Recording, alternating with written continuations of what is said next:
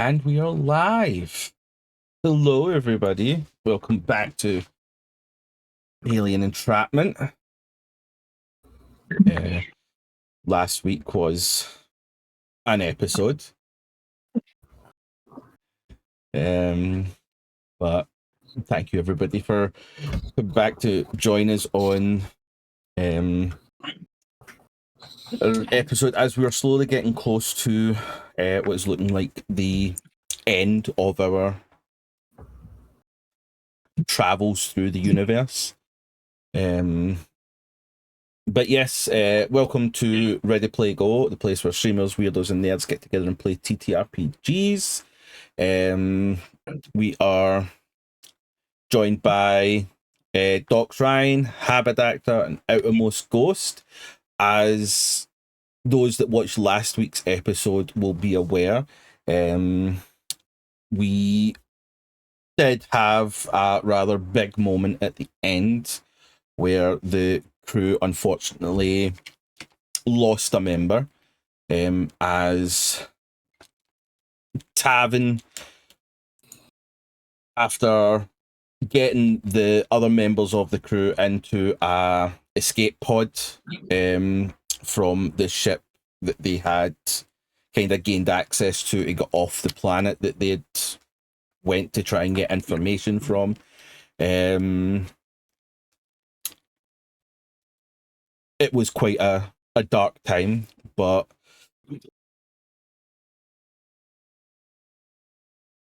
it's all about seeing where our crew can go on from there as they escape the atmosphere of this planet. As always, before we start our episode, we will go into our quick disclaimer. Our Alien game is intended for those 18 and over, with both action and horror vibes. The game is intended to play into character fears. This may invoke anxiety. We have ground rules set up that all players agree to, but if anything within the game causes distress, please stop watching. We understand that the game may not be for everyone, and your support in any capacity is always appreciated. So with that, we will quickly get into today's episode of Alien Entrapment.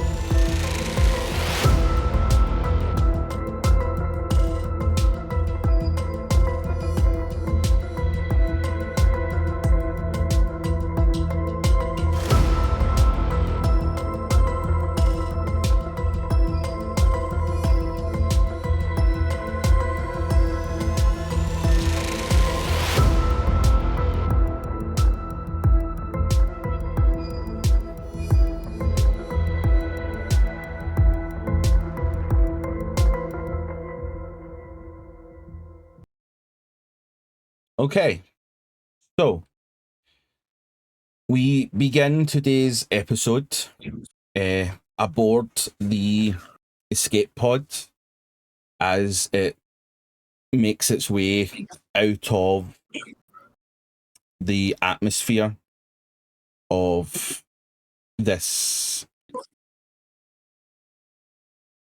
planet Argo. As the moments leading up to this settle in to those on board,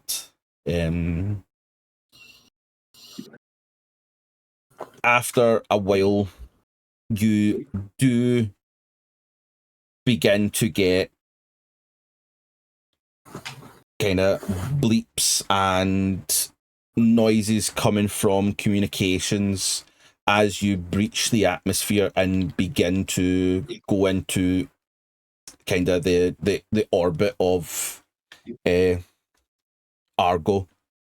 But Bleep's connections and stuff start to come through the data laptop that Tavin had thrown in before the doors closed. Yeah. I mean, I'll take a look at it. I don't know if there's anything I could do with it. As you look at it, it just it just shows that connection is being re-established with the Marthania.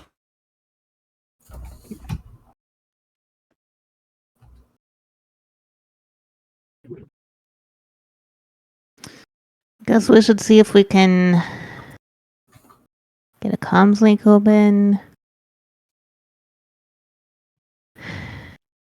I'm not really much of a pilot, but Joshua, do you think there's a way to get back on the ship? You really don't fly an escape pod, but I'll take a look and see what I can do. It's simple enough to kind of re-establish communication. And send out a kind of location beacon signal to the Marthania. Okay. I will do that. Okay. Yep. You set up, send out, and it's not long until the ship begins to kind of stop its rush. It kind of just starts to slow down before coming to a stop in orbit. The ship was only kind of made to escape atmosphere, not really go any further.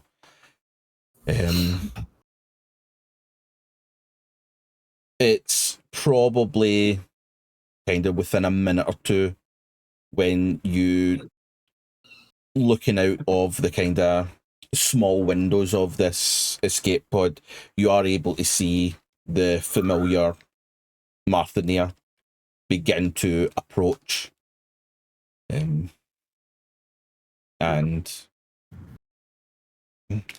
capture, probably not the word, your the escape pod to allow you to board.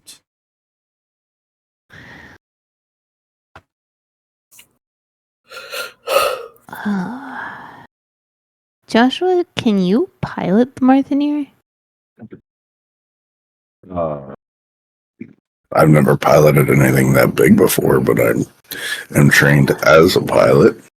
I'm trying to avoid signing the child.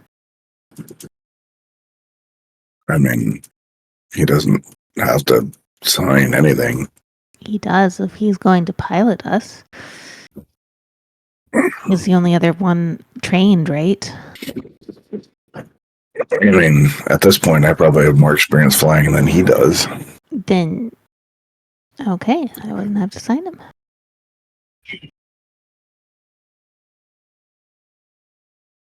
I think that's a conversation for later. Maybe. It's not one of those where you're like, oh, by the way, your boss died. Would you like to sign a contract? Like, no, I don't like those kinds of negotiations. Those are really high pressure and not very good. Yeah, that's what I was getting at. It's like, now's not the time to talk about that.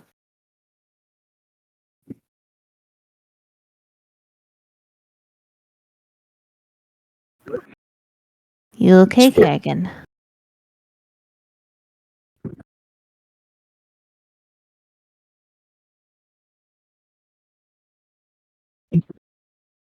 I'll take that as a nope.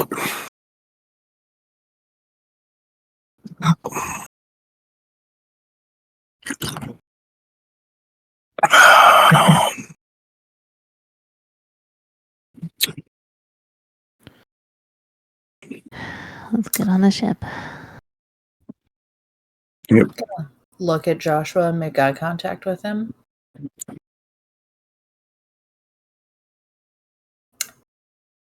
I can't leave him. Well, we don't have a choice at this point.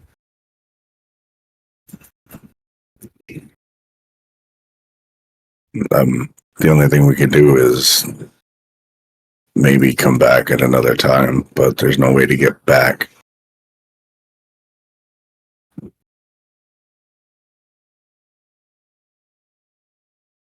So we'll have to address that once we figure everything out.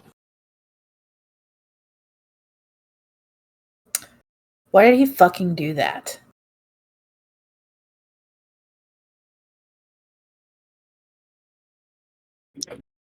If I was to hazard a guess, I would say that he saw it as the only option. Saw the escape pod sat 3. We had enemies coming from multiple directions. He didn't see himself as the most vital. We didn't know what was coming in the other door, but we had 4 other people, and escape pod only sat 3. So, and there are storage spaces. I am compact. In the heat of the moment, you don't think about that stuff. You know that. We've all been there. You do think about that stuff if you want everyone to survive. And we were not given the information to try and help him. Well, you gotta look at it from Tavin's perspective. He is someone who doesn't think tactically like we do. He thinks emotionally. He hasn't been in a firefight. He hasn't had blood on his hands. He hasn't been in a foxhole. He was a kid who was a spacer, got left in space, and then just kind of went his own way, scavenging. I mean, his immediate thought process, I guess, would be, To shoot himself? no, it was get us to safety and then stall, but apparently got overwhelmed and didn't want to get taken out. So, look, I've known Tavin for a while, and Tavin's got a lot of scars. So, broken people do broken things. I mean, shit, the stuff that I've done. I don't know. I'm surprised I'm still here. I'm not in a jail somewhere.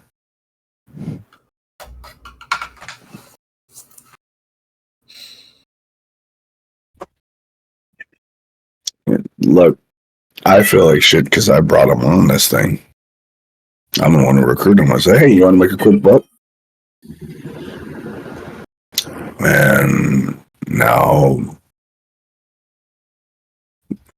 he's not here. Why him as opposed to any other pilot you might have known out of Novgorod? Because he's talented and I got along with him. And he didn't have any connections. So no one was going to miss him if shit went sideways. Come on, Andrea.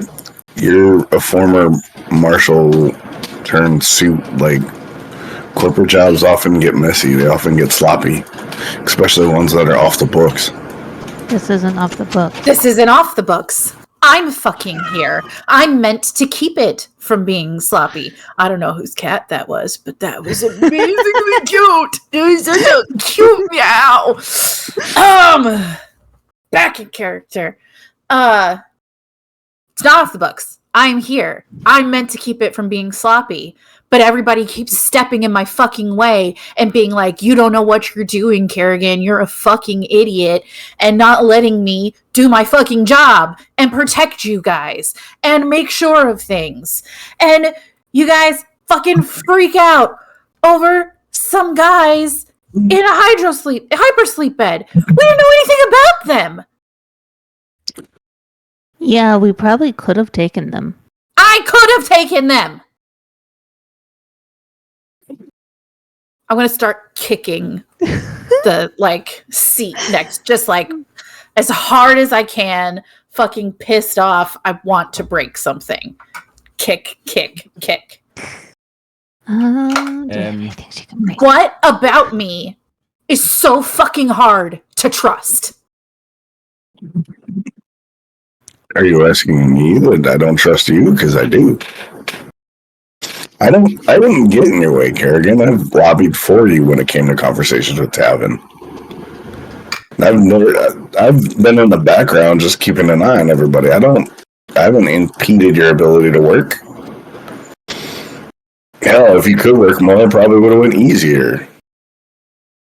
But every time we go to make any progress, we seem to encounter some new complication that puts us on another, well, shit, we gotta run. So, I mean, She's gonna have a full-blown fucking temper tantrum like a child, and I'm still kicking the thing next to me. Now it's gonna really kick, and she's gonna scream at the top of her lungs. Andrea's just casually looking through the bag she brought, trying to find something to hand her to break. It's no, that has a needle in it. This one's too important. Okay, this will work. And see a electronic thing that she doesn't need anymore. Immediately throw on the ground and just start stomping while still screaming.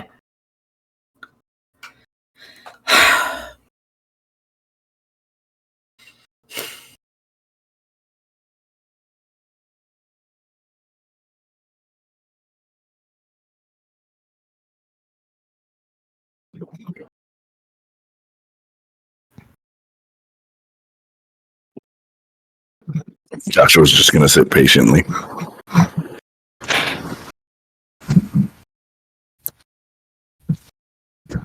Yeah. Just quiet. Pull out the data link, start typing a message. Fair enough. Yeah. As silence begins to resonate within the escape pod,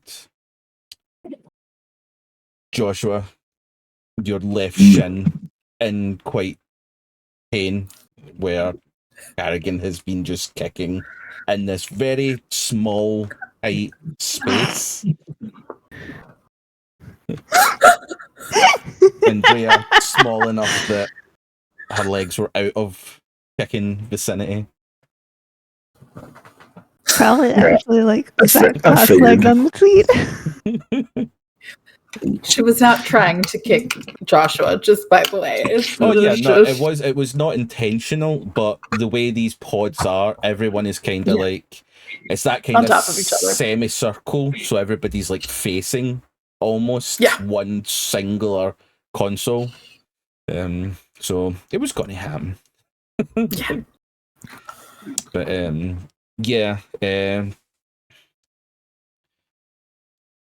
with the silence kind of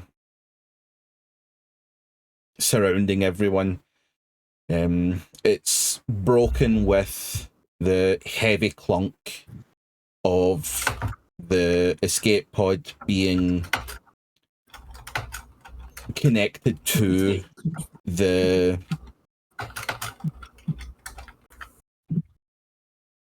EVA room.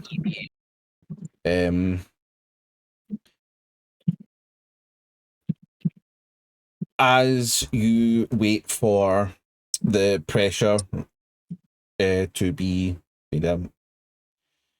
sorted and the door to open,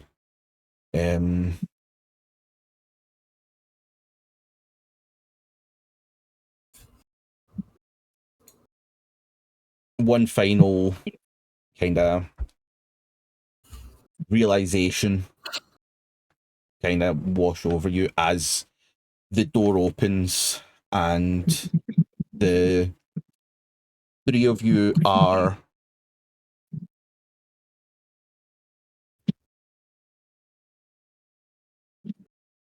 able to walk into the EP room where you do find Jamie waiting anxiously as we do welcome in Avery.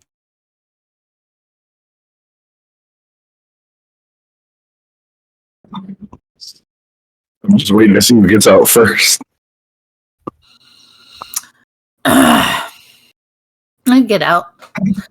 And I'd go to him and put a hand on his shoulder and get face to face and be like, Jamie, tell me you can take this down. No. Yes, because Tavin's body's there and I can't leave without him. So you better have a really good reason to be telling me no. Well, I'm sorry, Tavin's body? He shot himself. Sorry you had to hear about it this way. It's more complicated than that, but yeah. Yeah, he freaked out, and instead of trusting us, he shoved us into a pod and then fucking shot himself. Jamie's kind of gonna blank face for a second, like his brain broke at that. Okay, to be entirely fair, we don't know that he shot himself. He could have shot at them and they could have killed him, or he could still be alive. Theoretically. After a second, Jamie's gonna kind of reboot. Well, the reason I had to pull out of the atmosphere is because when you get below 3,000 feet, the ship starts to malfunction. I can't get past that. I don't know how. Mm. I got lucky that I got out. The ship might have crashed. If we try and land this on the planet, I don't know if it will be able to take off, actually. She's gonna pat Jamie's shoulder, and she's gonna face Joshua and Andrea. She's gonna walk back into the EEV, or the escape pod, or whatever the fuck it is. She's gonna pick up the electronics that Andrea gave her to break. She's gonna take them out, and she's gonna start throwing them and smashing them and screaming again. Joshua was just gonna walk to Jamie, pat him on the shoulder, and be like, "Ship's yours, kid," and just walk off down the hall. Andrea finally unstraps herself and gets out. Jamie's gone back to that kind of broken mental state for a second at the ship's yours, and is just kind of standing there.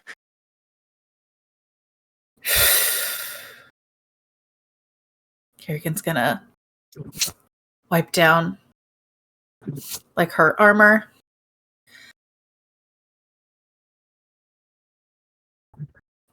Why would a whole planet?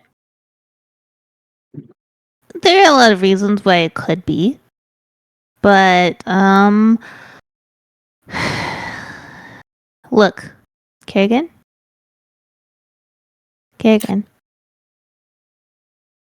Let's go. Hey, maybe.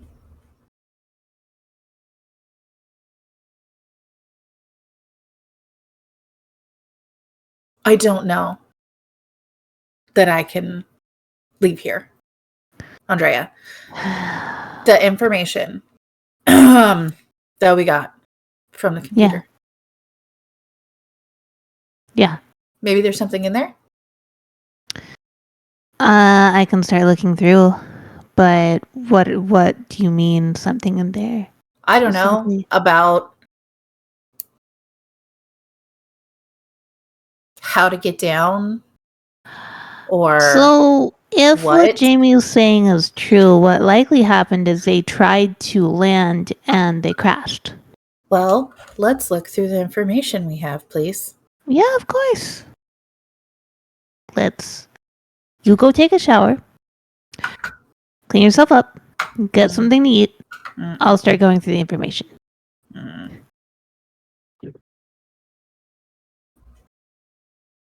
Sound good? We'll stay in orbit. We won't leave.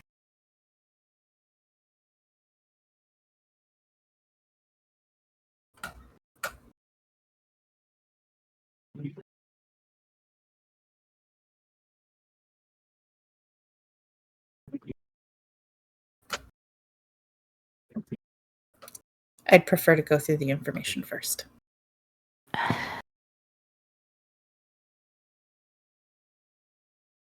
Okay.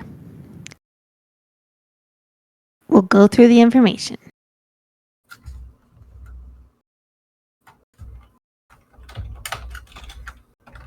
I can't give you my data link. But Jamie, still standing there, will like turn and finally look at those two and say, you could use the consoles in the bridge. I'm not allowed to do that. I'm sorry.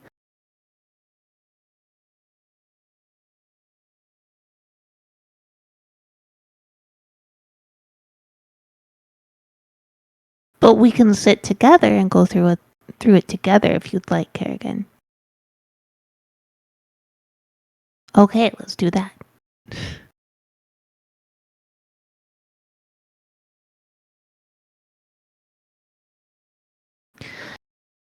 Jamie, do you know whether this ship is now registered to you? I don't know. Okay, figure that out. I don't know how that works.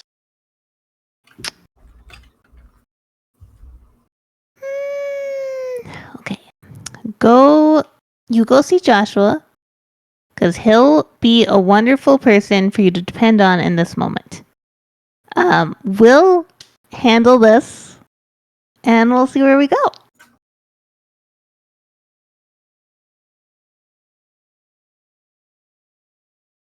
Okay. Okay. And Jamie's gonna go look for Joshua. Yeah, also, I would like to look up who the ship is registered to, if there's any, way to do that.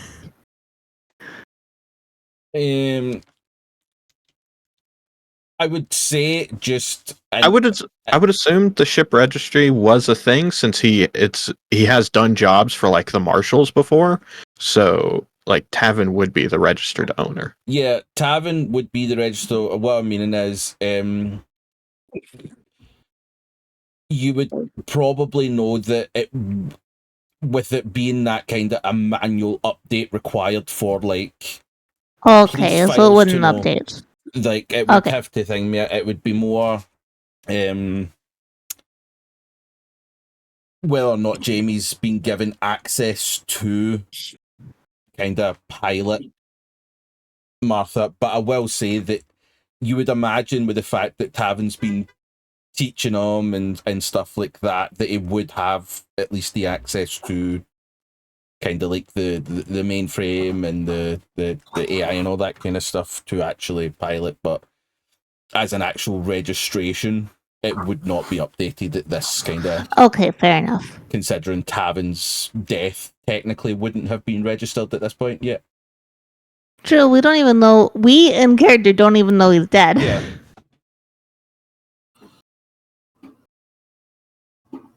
Okay, sounds good. So yes, Joshua, where would you currently be?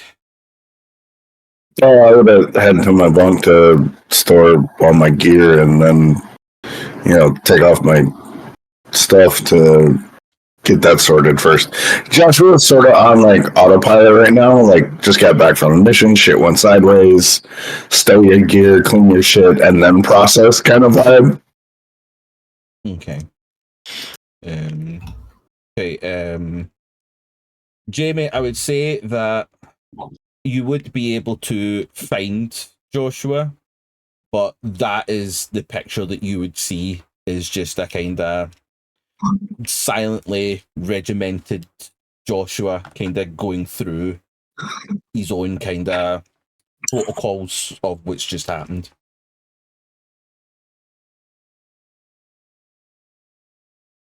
Jamie would probably be able to read people better than Tavin, so I think he'd pick up on that and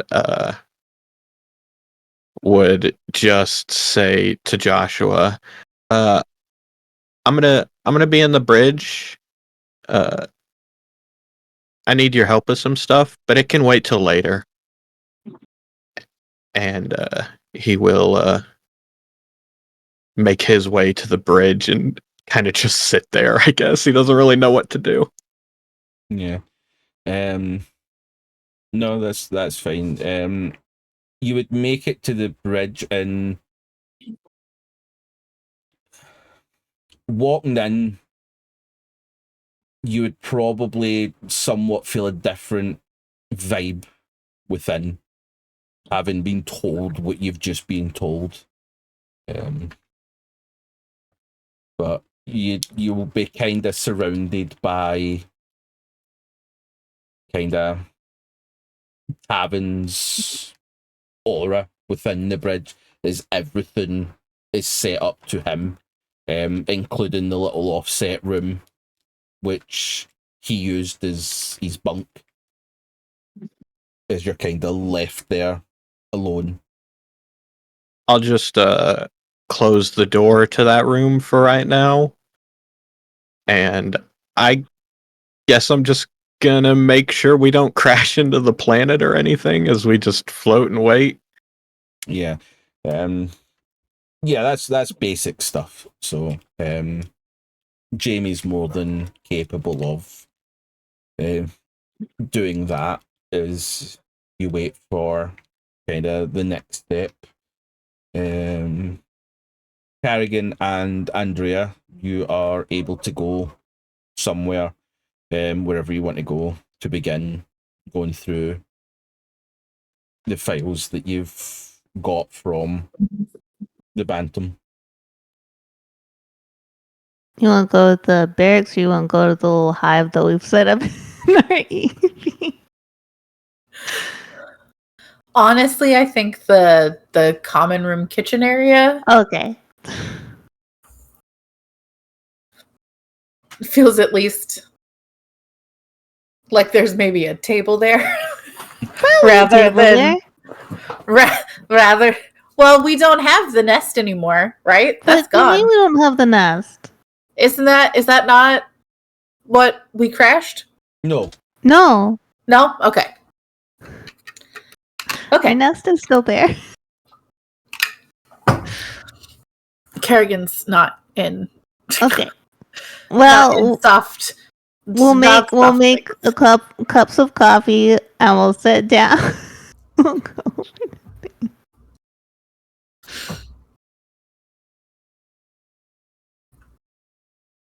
Just looking for anything that would, like ship's log or anything that would tell us how maybe if we could land and then get back up.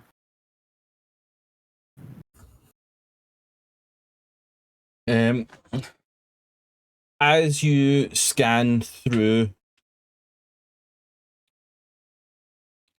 most of anything that has that pretty much does state that the electromagnetic field of this planet limits anything of a certain size to getting into the atmosphere.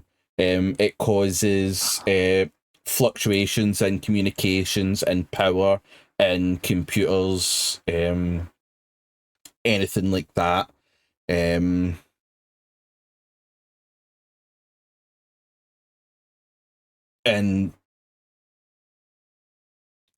there's really no other way of something like this. You would require a smaller ship. Okay, so the best we can do is send out for somebody to recover.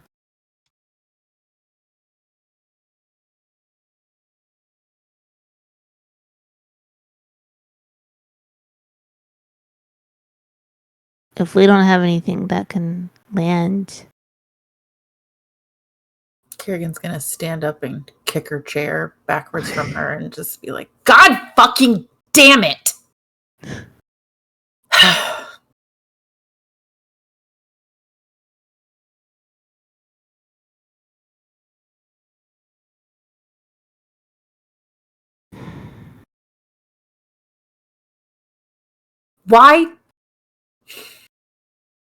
Why did he freak out like that? We had everything under fucking control.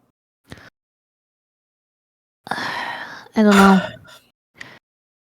I mean, the only thing I can think of is he didn't have the kind of training that the rest of us have had. I mean, you alone could have taken out the 3 men, let alone 3 of us with the training. I know we don't know what else could have been in there, but I mean, taking out 3 of them, locking the door behind us, that should have given us enough time to get everyone situated. Usually those straps are rated for someone to accommodate larger individuals as well, so I could have even been strapped in with any one of you.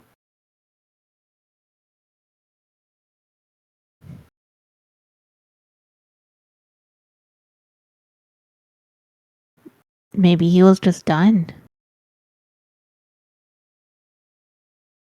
Maybe he was just done and didn't have the forethought to tell us. Carrigan's gonna pick up her chair and throw it as hard as she can against the opposite wall. And just be like, Jay doesn't even flinch. Fucking bullshit. And she's gonna storm off. She's gonna storm to the bridge. And be like, Jamie. Huh? Yeah? Hey. Yeah? Do you trust me? Yeah? Okay. So, you don't run off on your own. You don't run away from us. If me or Joshua or Andrea tell you that we think something is dangerous, you do not run off, right? You're a smart kid. Be a smart kid, please, right? Yeah? Okay. I know you're technically an adult. You lived your entire life on a station. So you're going to listen to us, right? Yeah, okay. Okay. Don't make me have to yell at you, please. I'll try my best. Kerrigan's gonna leave. She's gonna finally take the fucking shower. She's just fucking done with everything for now. And she's gonna go take a bunk. shower. Just process things. Let's go.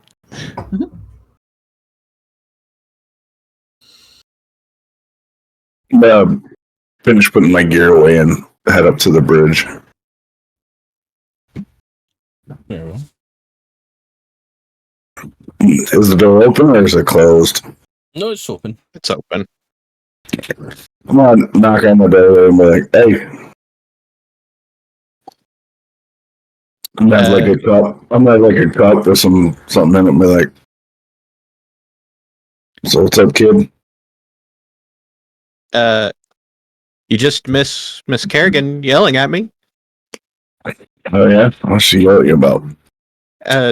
To do what y'all say and to not run off.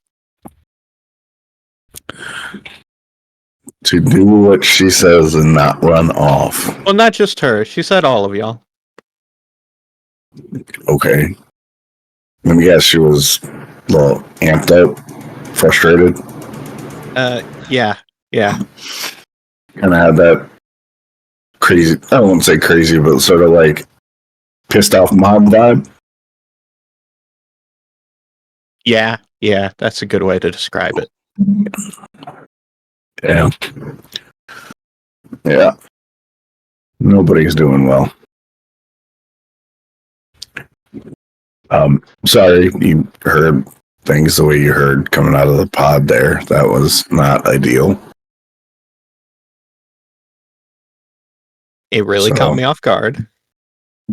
No. Caught us all off guard, really. Didn't know what the hell was going down, and then all of a sudden we're in a pod and we hear things go the way they went, so took us all off guard. But we need to figure out the next move. So once Carrigan and Andrea look through the data, we'll probably have the next step. But I wanted to come up and just check on you and see how you're doing. I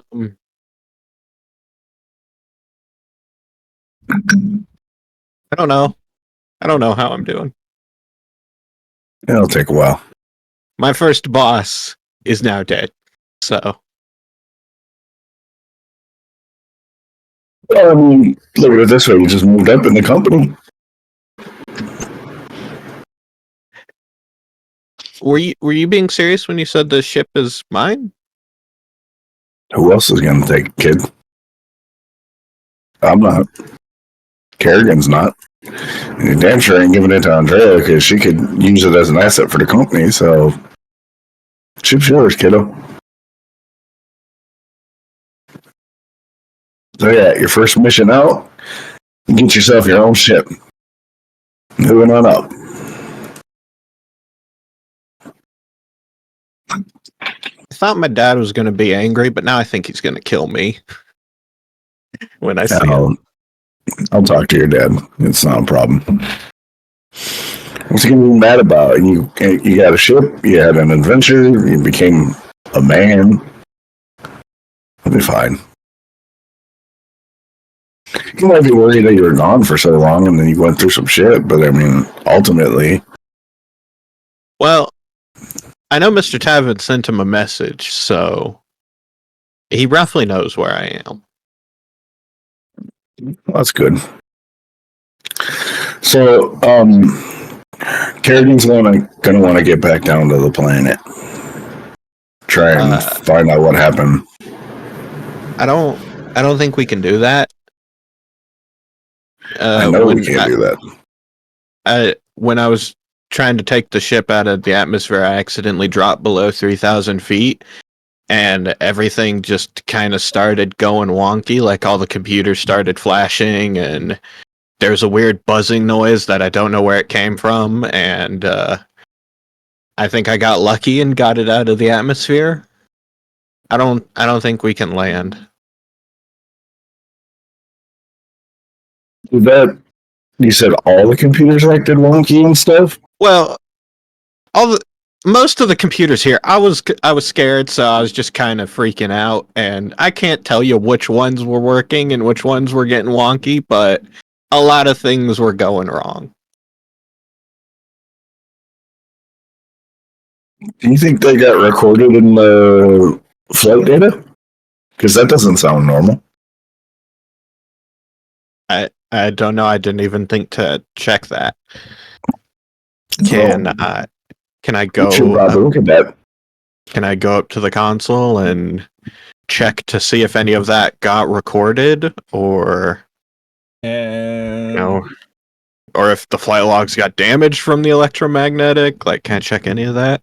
With this being your first real check of this system, give me a comtech. All right. First roll is Jamie. 1 success. And it's 1 success. Nice, good start. Yes, you are able to kind of get access into the terminal and have a look.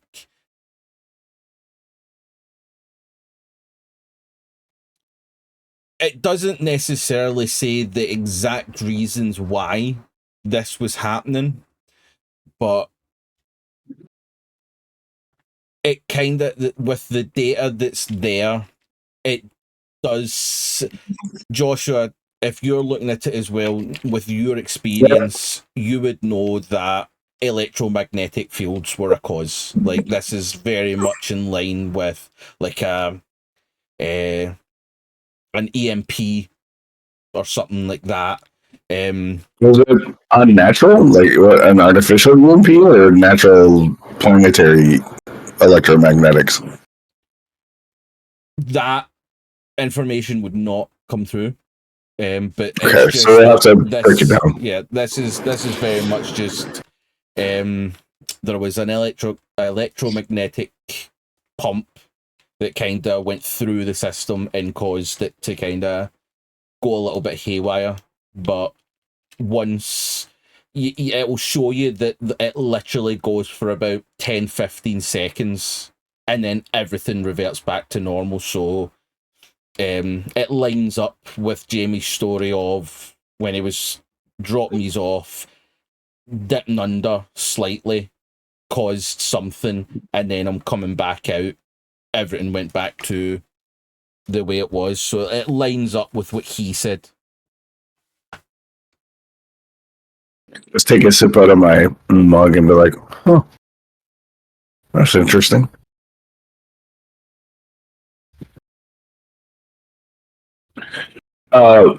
Yeah, so the plan right now is there's no plan. I'm gonna have to go deal with Carrigan and try and get her to.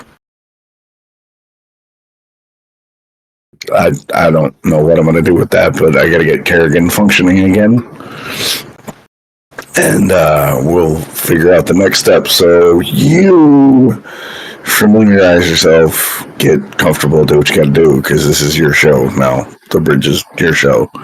I'm gonna go try and deal with that and see what the next move is, because we still have a job to do regardless. We still have to figure out the thing, get the information, get paid, and go home. So that's kind of where I'm at right now, Jamie. I don't know much else. So if you need anything, you know where my bunk is, and you are the captain of the ship. So like you ultimately have to decide what is best for the ship. So I will put that in your hands, and I'm gonna go deal with Carrigan.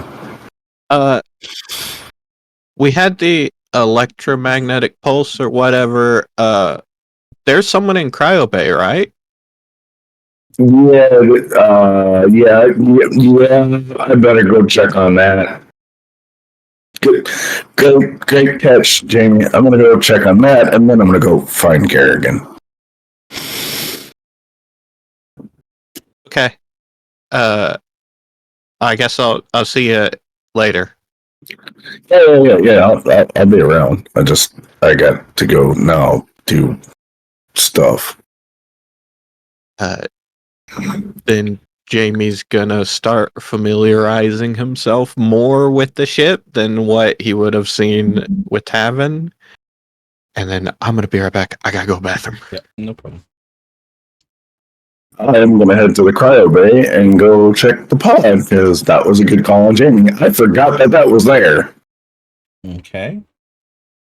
So you make your way to the cryo bay. As you Just start enter, running. give me an observation look, please. Observation. 3. 3 successes. As you...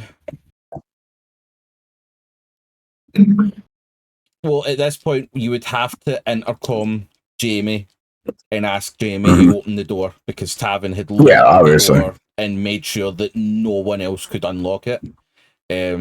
So we'll just say that you intercom from there. Jamie unlocks the door and you're able to step inside. The first thing you notice is that the lights are not on. And find the light switch or the light panel or the console. Okay. Nothing. I hate you.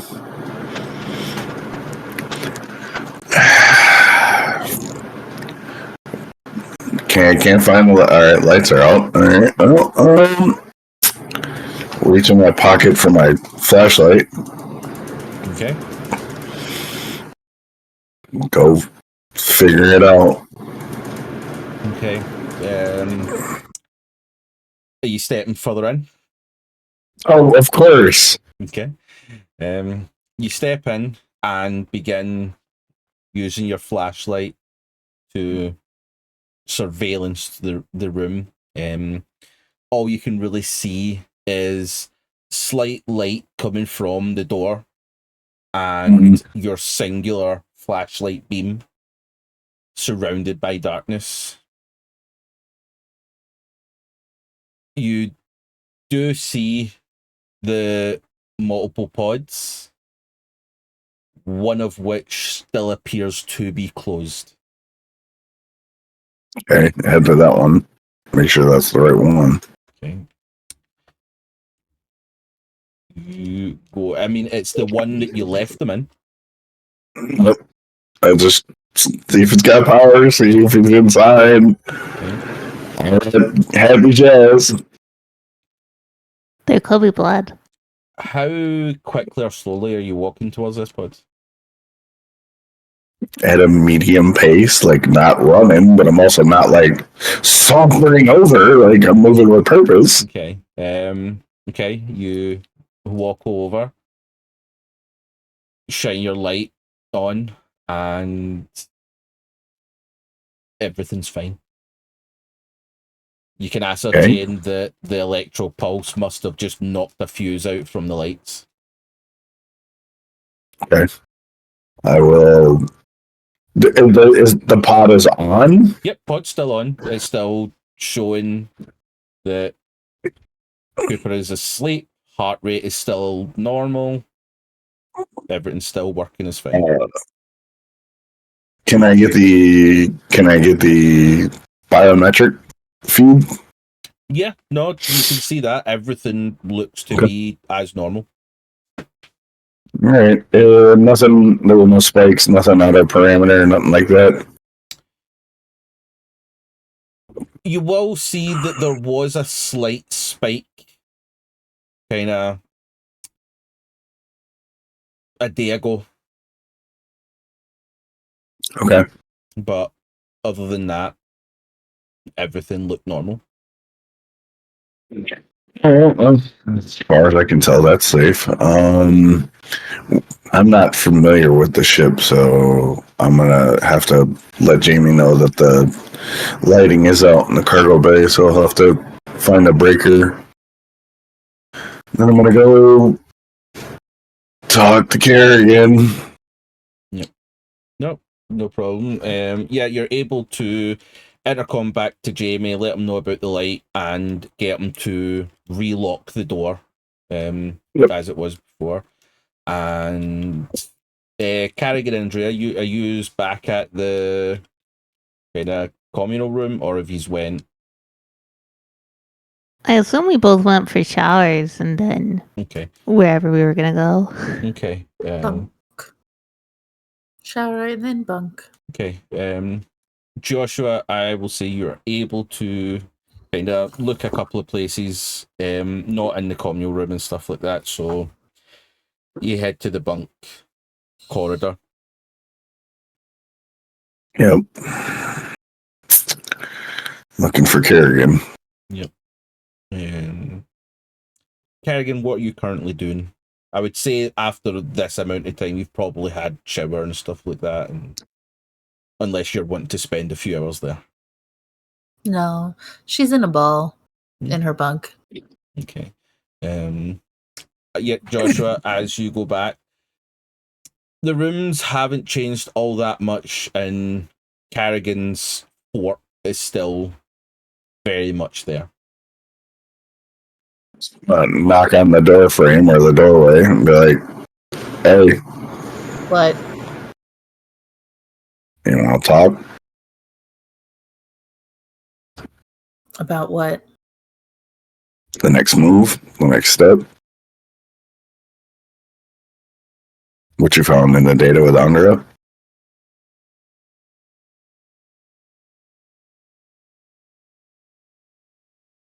You can't go down. Yeah, Jamie and I found there was an electromagnetic pulse for about 10 to 15 seconds, and I can't determine if it was natural or some emanated from the surface. So there's some sort of EMP interference when you get below 3,000 feet. Can you remind me what we initially found in the thing? Because ADHD brain. I don't want to misstate. What you want? Sorry. When we were in the communal room, what was it that we pulled up in regards? I can't remember. Just that there was an electromagnetic field from about 3,000 meters that appeared to resonate from the planet. Its source is still unknown, and that the Bantam had dropped below the 3,000 feet, and that's how you can imagine. Okay. Yeah, it's the fucking planet, apparently. Only little vessels can get down. Yeah. So, without being able to get around that, we're kind of limited on options.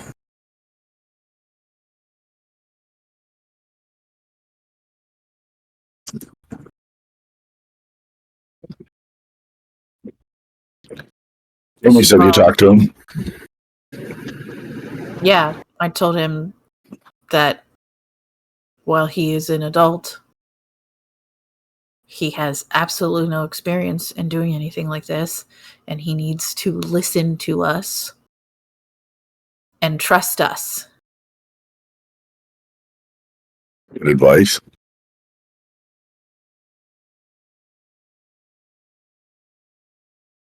So what do you want to do? I don't know. I don't even know what we're fucking doing. There's gotta be more. I don't know. We downloaded like the whole fucking mainframe. There's probably more information that we need to go through. I don't know. But Andrea didn't seem very keen on sharing what she downloaded, which was don't fucking know.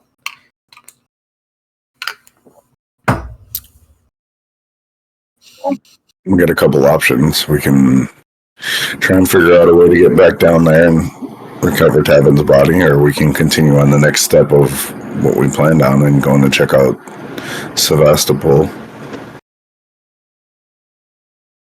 Or we can just say fuck it and go home. I feel like we're missing information. Well, we definitely are. I just don't know what we're missing.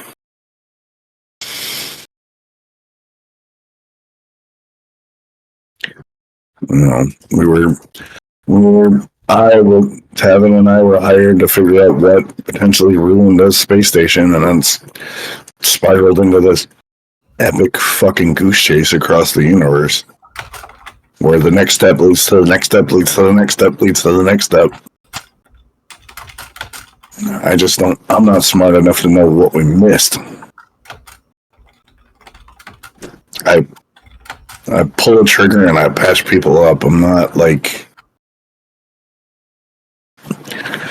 some investigator. I did a job because it would have balanced my book. And now a friend of mine is lost, most likely dead. And we have an 18-year-old kid in charge of a ship and 3 former operators doing a job that we are not totally equipped to do.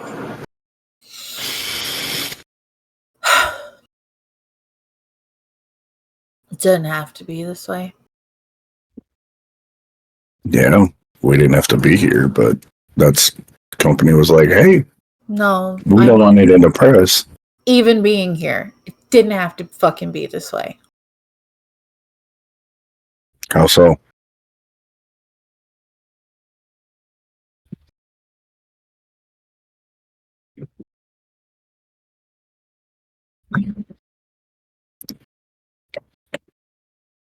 Was he always like that? Just like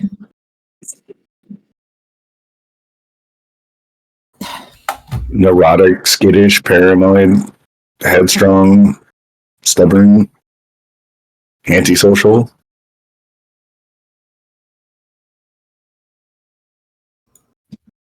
untrusting. Yeah. Took me 6 months to get to know him. I didn't fucking do anything to him, and it felt like the last couple of months have just been fucking fighting over nothing. Over the fact that I tried to calm him down. It's fucking stupid. Well, one, he was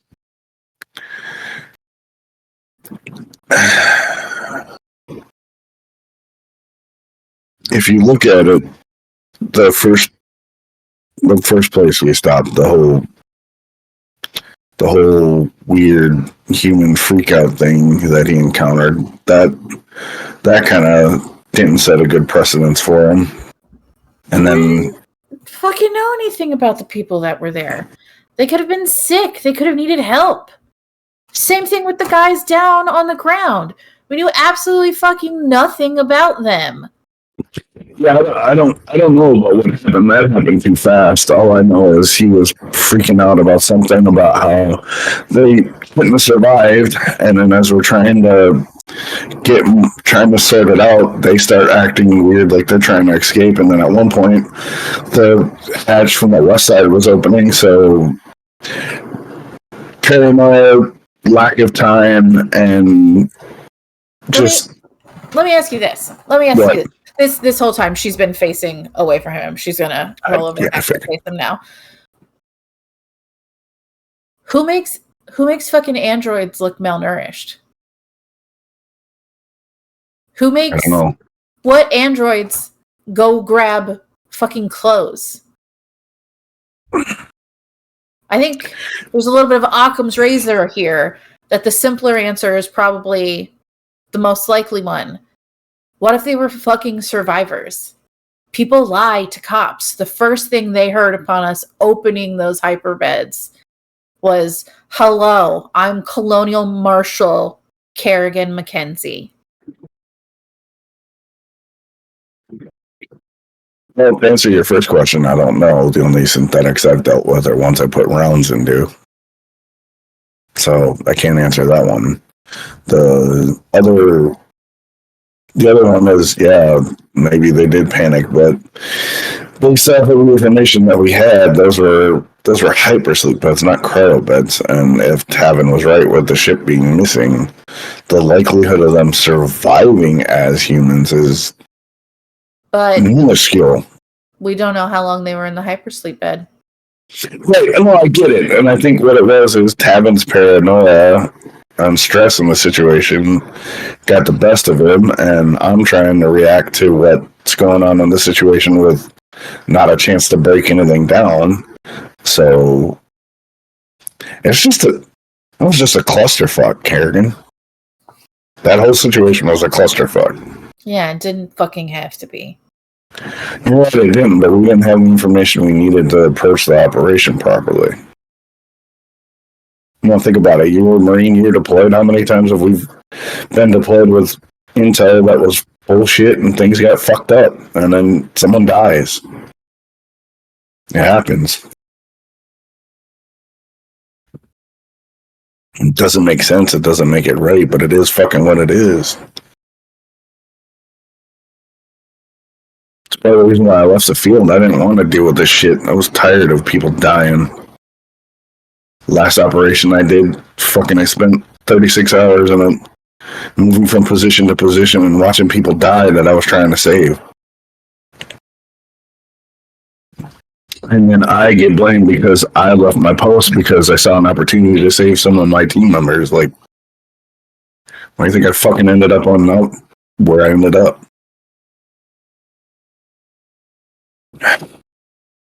Well, I mean, I left because I thought that they were unfair and unjust. So. Oh, you're not wrong there.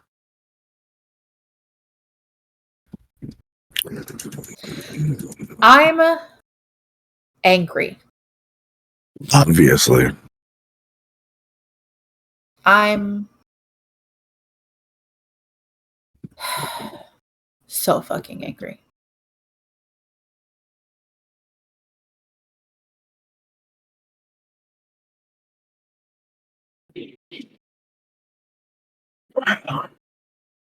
She's gonna sit up now.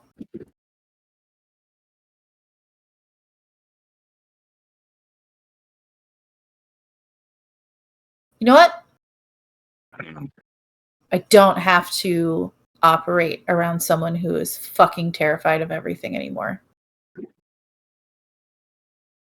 Oh, you don't?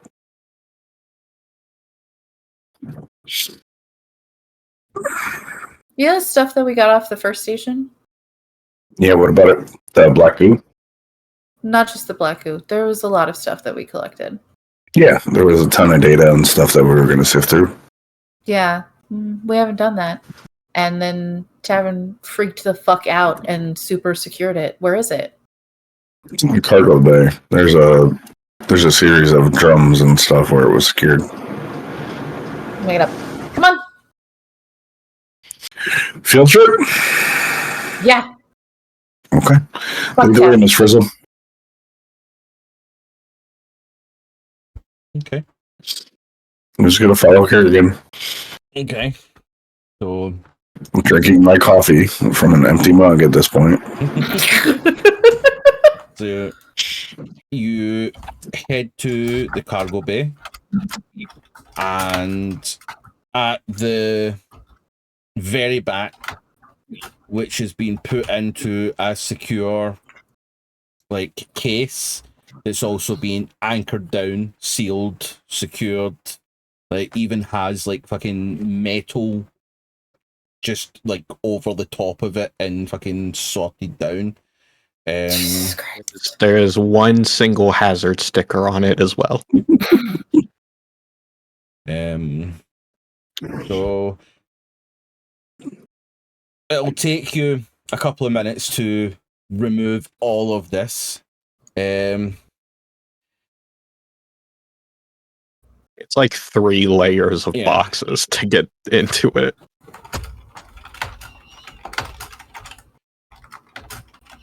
As you do, in fact, get into it, a lot of the papers are really just kind of no information. It's just random bits that just with some letters and numbers and stuff like that, but when you go through it, it doesn't really offer anything of importance.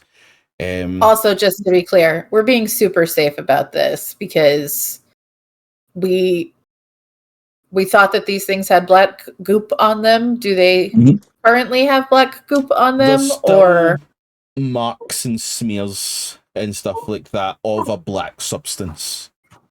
okay. But So we're being as careful as possible. okay. As you go through, you do find 8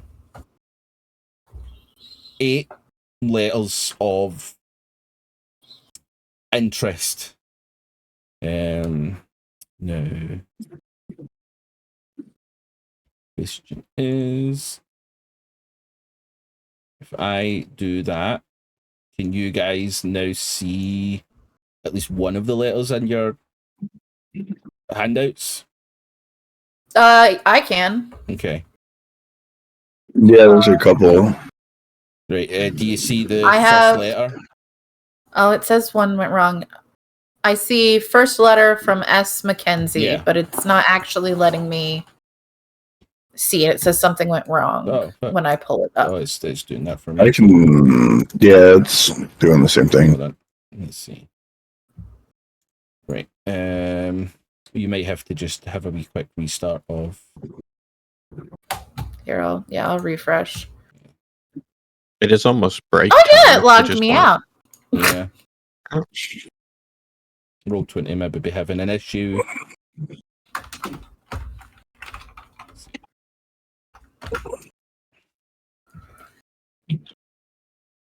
Oh, yeah. My Roll20 has fully crashed. Hold on. Okay. I've refreshed and relogged in, and it's showing now, but we'll wait until Okay, you kind hold of on. get things. I'm up. getting there. Yep. I'm getting there. At least I think It I am. also logged me out. Yeah, it looks as if it was just a wee. Must have been a blip with Roll20. They might have dripped 3,000 feet into the atmosphere. All right. Yeah, I got it now. I think- can't even rejoin the game. Really? Oh, Fully there we go. close Never your browser. Yeah. mind. I got it. Okay. Yeah, I'm gonna. I guess I'm just gonna read this out loud. Is that okay? Yeah. Subject collaboration request for research trials to Dr. Lena Nord from Colonel S. Mackenzie. Date March 1st, 2124. Dear Dr. Nord. Nord? Nord. Nord. Nord? It's Dutch for north. So Nord. Okay. I trust this letter finds you in good health and high spirits. As the commanding officer of the redacted military research base, I'm writing to propose a collaborative effort that bridges the gap between our respective domains, military operations and scientific exploration. Our ongoing research trials, particularly those related to redacted, have reached a critical juncture. The need for innovative approaches, rigorous methodologies, and cross-disciplinary insights has never been more pronounced. Your expertise in astrophysics and your reputation as a meticulous researcher precede you, making you an ideal partner for this endeavor. Our joint objective is twofold: to enhance the efficacy of our experimental protocols by incorporating cutting-edge scientific methodologies, to explore uncharted territories, both in the laboratory and on the field, where our collective knowledge can yield breakthroughs. Proposed collaboration, data fusion. Your insights into cosmic phenomena could inform our data fusion algorithms, enhancing real-time decision-making during critical missions. Materials science. We seek your guidance in optimizing material properties for our protective gear, ensuring resilience against extreme conditions. Biomechanics. Your expertise in celestial mechanics might shed light on optimizing soldier mobility and endurance. Logistics. We propose regular joint briefings at the research facility where we can exchange findings, discuss hypotheses, and align our efforts.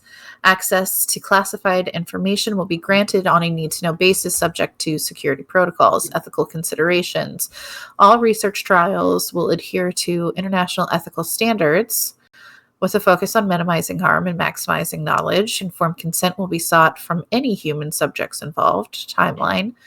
We propose an initial collaboration period of 6 months with the option to extend based on mutual progress. Dr. Nord, your commitment to advancing humans' understanding aligns seamlessly with our mission to safeguard humanity. I eagerly await your response, and I am hopeful that our collaboration will yield results that transcend borders and disciplines. Thank you for your consideration. Yours sincerely, Colonel S. Mackenzie, Redacted Military Research Base. P.S. Enclosed. Please find the necessary security clearance forms. We look forward to welcoming you to our facility. Oh, so many things. There's so many things, but I will say everything's dated. Okay. So there is the order, and it does go from bottom to top. Bottom to top. Or at least that's what it says. It shows on my screen. So it's first letter Mackenzie, incident report Nord to Mackenzie, incident protocol Mackenzie to Nord, rewritten in this incident report, Nord to Mackenzie, removal, new incident, recent security breach, acknowledgement from Danton to Mio. Yeah, that's the way it's in me. I can read these all out if we like, or if Docs wants to read or alternate, or what. We should go through them and just bring up pertinent information because that's a lot of letters. Yeah, it's a lot of letters. So we scan through them like we're looking through them and be like, "Hey, did you do this?" Yeah. No, that's no problem. Well, what we can do is that is now 9:30 from me. Yeah. We can go into a 10-minute break. You guys can kind of have a wee quick thing me through, Yep. and then we'll come back if that suits everybody. Yeah. Okay. Yeah, it works for me. Okay. Right. So yes, we will jump into our break, and we shall be back in 10 minutes. Go get yourself a refill on your stacks, your drinks, use the bathroom, and we will be back fairly shortly. Okay, hello, we are back from our break. Just before we start, thank you very much, Tales of Myth and Mayhem, for the raid. I really do appreciate that. We all really, really appreciate that. And thank you for the subsequent follows. We are in the midst of an Alien RPG. So things are getting wild. But as we jump back into the game, It's reading documents. Yeah. It's super wild. reading documents that were got on episode 3 and secured Shut up, and never Chris. looked at. Shut up, Chris. No one asked you. Helen secured them. The dead If you want man us to secured read them. it, don't put a biological weapon on it. Yeah, exactly. I'm the only one that wears gloves in this outfit. I wear gloves when I stitch people up and everything. That is fair. I promise next time I won't allow curiosity to be an impact. Right? I'll just assume that you aren't going to look at everything the DM puts to you and you'll just fucking ignore it. Okay, I'll remember. But yes, as we jump back in, Carrigan and Joshua, you are currently in the cargo bay, having unsecured all of the files that you have got and found these 7 or 8 letters, correspondence that had kind of been put within, that you were basically handed by someone on Arsuan before all of that went down. But we find the two of you kind of going through the letters and getting the information from them. I do have a question because you said they were in order, but I have stuff that has jumped back. The Mio to Danton stuff, is that before? Mio to Danton. 'Cause it says 21-24, but then the incident report Nord to Mackenzie is 21-26. Yep. And Am I? no, the first letter from Oh, fuck's 21-40. I'm in. Yeah. Everyone, ignore me. I was like, wait a minute. Did I read that? I was double checking my man. Flipping numbers. I was flipping numbers. I'm sorry.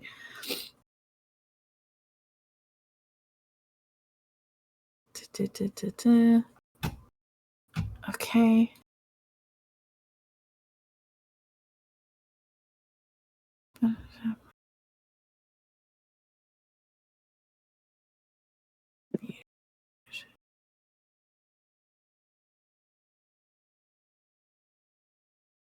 Do we have intercoms? On the wall, yeah. There's a shipwide intercom, so there's like an intercom in the cargo bay, and there's one in the mess hall and the bridge, and there's Okay. probably one for each of the bunk rooms as well. Then I'm gonna intercom.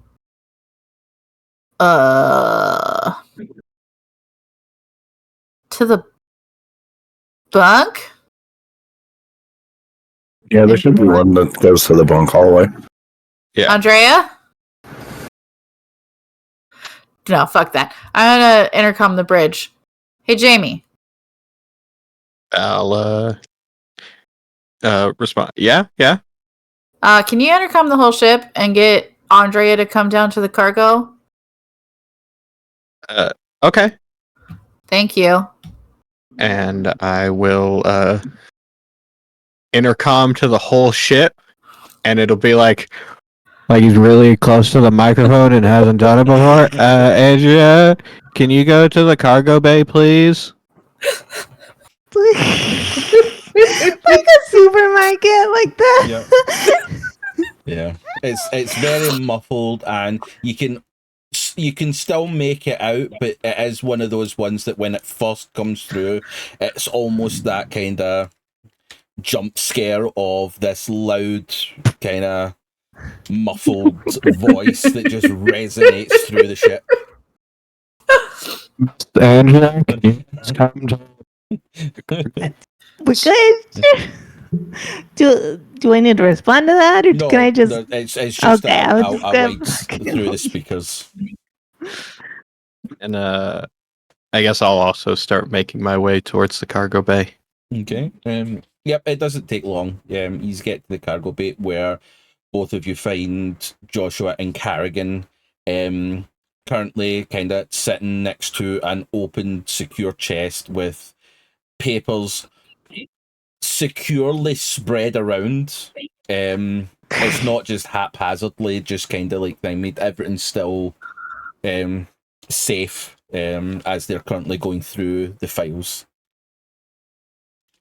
I'm gonna just look over at Carrigan and see like where she's at or whatever, and be like, "So that looks like it was a shit show." Yeah, I'm confused on some things. Yeah, what's up?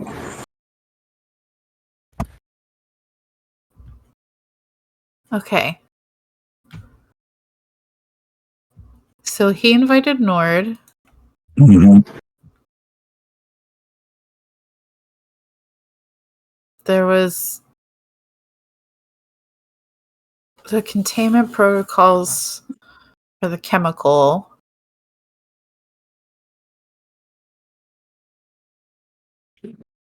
Three members were in critical condition. The whole lab was compromised. There's unauthorized access to the facility perimeter. Yeah,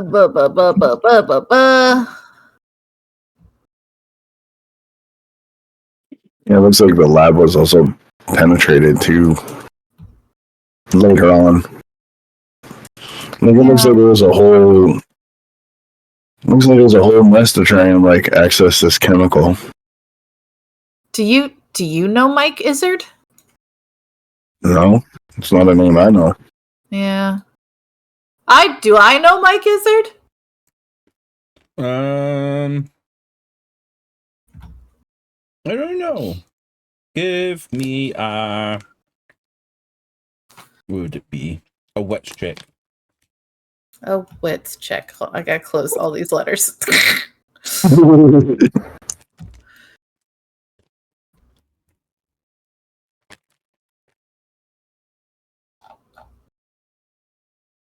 Zero. I'm not gonna post that. Yeah. No.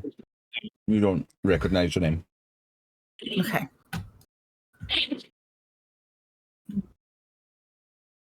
So it looks like. Go ahead. If they've gotten down here, we'll just start. Whatever. But go ahead, Joshua. So it looks like the chemical has a lot of properties that could, if actualized and utilized property, it could be used for a lot of applications. So it looks like they were exploring the viability of that, and then shit went south. And then they were like, "Oh, we can't let anybody know, so shut your face." Silence is our shield. Puke. Yeah. Typical military shit. But it looks like they're manipulating the chemical compound, and then it got out of hand, and then hell broke loose.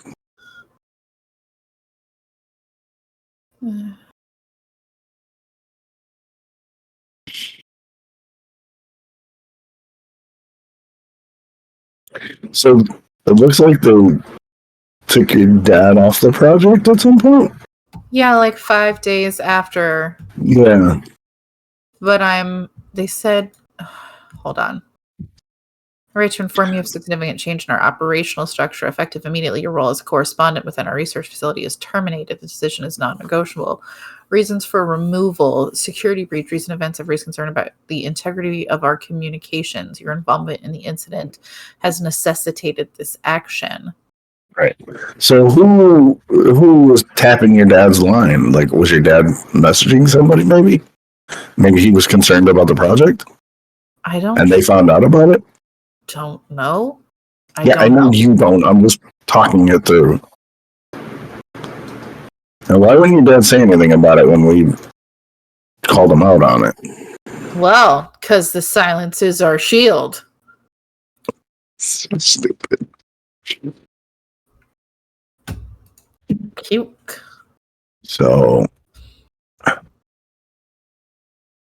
if we think about the original, well, at least if I think about the original goal of our mission was to figure out what ruined the station, this surely fits the bill. At least on some levels. Right at this point. Chris, you're muted. Chris, you're muted. You guys have been here since they started kind of like explaining the letter and kind of discussing it. I'm going to shoot a real quick message off to my dad and be like, silence is our shield is the dumbest thing I've ever fucking heard. So, Joshua, the thing about our mission is we're looking for a creature. Yeah, well, that's right. That's what it was pitched as, but this also could fit the bill of what wrecked that space station. This plays into it. It might not be the thing we're after, but this definitely looks like it could be something. Oh, it's definitely something that probably shouldn't exist. I have no qualms with you on that. Yeah, but your guys sent us out to this. To get something to destroy. Uh-huh. Yes. Well, this fits the bill of something that should be destroyed, don't you think, Andrea? Probably not the thing Jack sent us to get, but... Right. I was saying it correlates and is connected, potentially. Sure, yeah. Sure,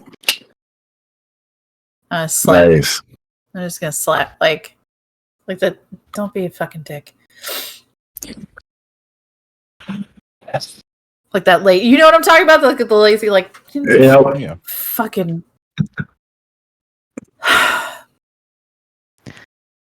I'm saying it's a part of the puzzle. Was there? I don't know how any of this fits together. Is there anything else in what you got from the ship down there? I've been trying to go through it.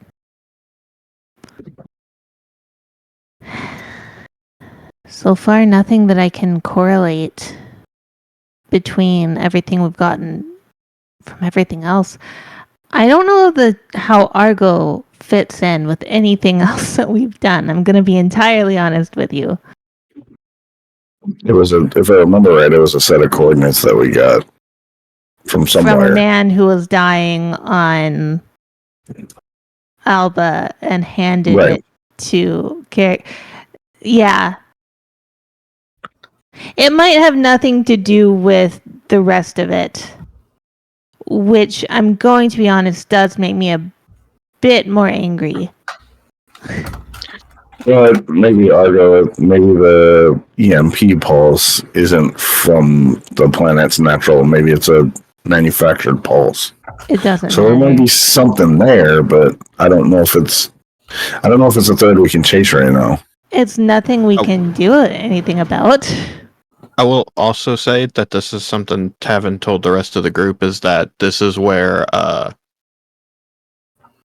the guy we have in Cryo Bay, whose name I can't remember what his Cooper. name is. Cooper. Cooper. This is where Cooper was as well. Yes, Right. but And he was that doesn't mean working with the anything. military. Yeah, so Cooper's here, and we got Argo from somebody else. So Argo's got some sort of role to play in it, but I can't figure it out. Look, I've sent off to Jack to ask him whether he would like to rendezvous to gather the information. Maybe that's enough for you to get your payout and be done, or if we're continuing this investigation. Fine. That's what you wanted me to do. That's what I've done. Now, I don't know why you're suddenly at odds with me.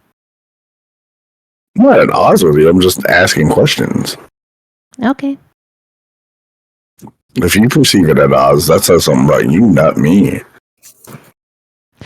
Let's go through the information then. What is it that you called us down here? So all of this is from Marcion, and it's it's here on the floor. My dad recruited some doctor named Nord to work on a chemical that It has mutates mutagenic. Yeah. mutates organic matter. Very unpredictable. So yeah, Jamie some is shit gonna- happened. Jimmy's going to take a step back from all the papers. Yeah, probably a good idea, kid. Well, I mean, but the paper's still paper. I don't know that this is the stuff, or if this is something else. I would think that if it was the stuff, we wouldn't really be able to read the papers. Who knows? Can I observe anything? Is this the same as the black goo, or is this a different black thing? I mean, the colours are similar. This looks more dried.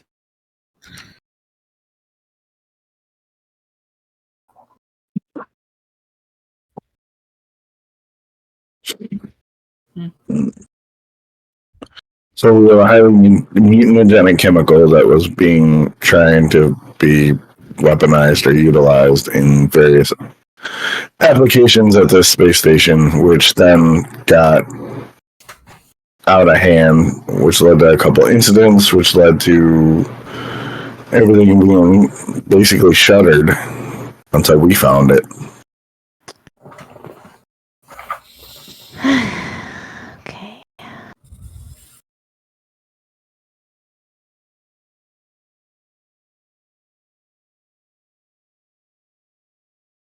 So, well, we found that piece of the puzzle. Now we got to see how it fits with the other stuff. Yeah. Go through everything from the derelict, everything that we got from Cooper's ship. Yeah, and see if we can't make a bigger picture out of it all. Yeah. Yeah, that seems like the correct thing to do at the moment.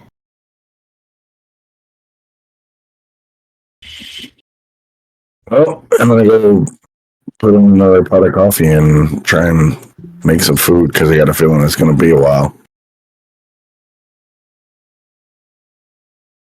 I'm gonna head out and head to the kitchen.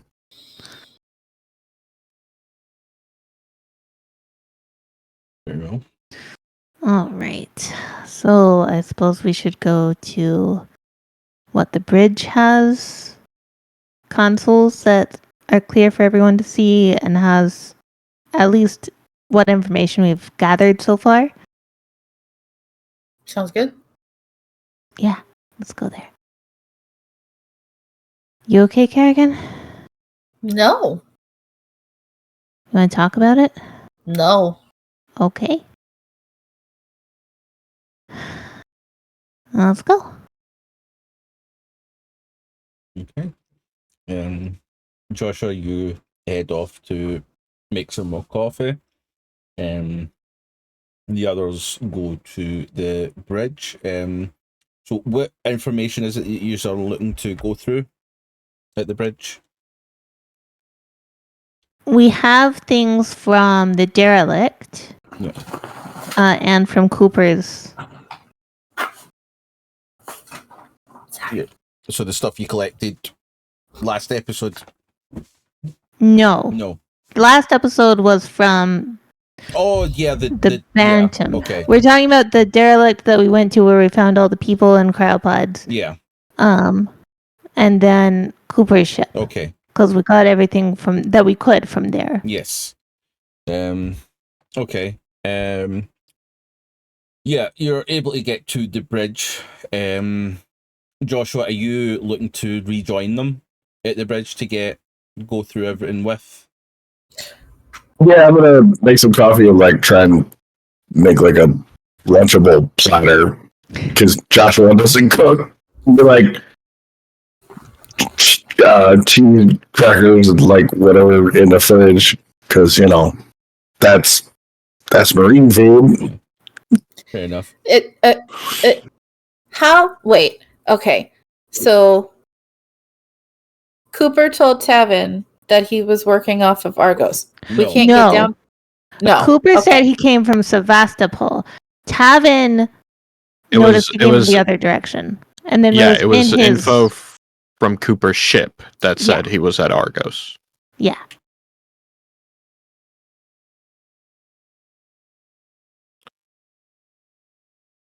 And then paired with someone handing coordinates to Argos made Tavin think that was the next step. Yeah.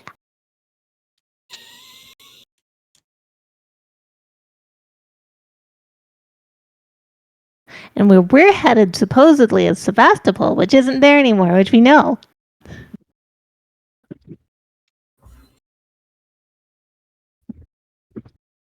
We don't have any pertinent information from what we downloaded? What? What do you mean? From the Bantam. It's just random. I've been going through it, but I mean, so far nothing that I can see connects directly to what we're doing. I haven't gone through everything. Okay. Nothing from a Danton or a Mio or a Mike Izzard. Oh, I didn't know those. Game Mother, is there anything from any of those names? From the amount of time that had surpassed, you have not went through enough of the files to everything. Like you're wading through all the other stuff because again, it's just not that time. There's a lot of information. Yeah, you literally downloaded an entire ship's mainframe. Can I search to see if those names pop up in anything? I'm just trying to think if search engines exist. Well, search engines exist, but does databases a terminal is what I'm talking have about. the capability? I know you can do it through a PDF, but So if you have files like that, you would put them in a database sort of program, and then you would be able to word search through them. Theoretically, but I don't know what programs they use. I don't know what standard equipment and all of that. See, that's the way I'm thinking. Like when you actually look at like the terminals within Alien, it looks a very much basic as from what we have right now, even though it's in the future. It's pretty much DOS. Yeah. Right, but if you even in those early days, anything that you would have in a database, you would be able to search. Yeah, but with the way the tech is set up, it's pretty much you have to search by a line item or like just one specific parameter.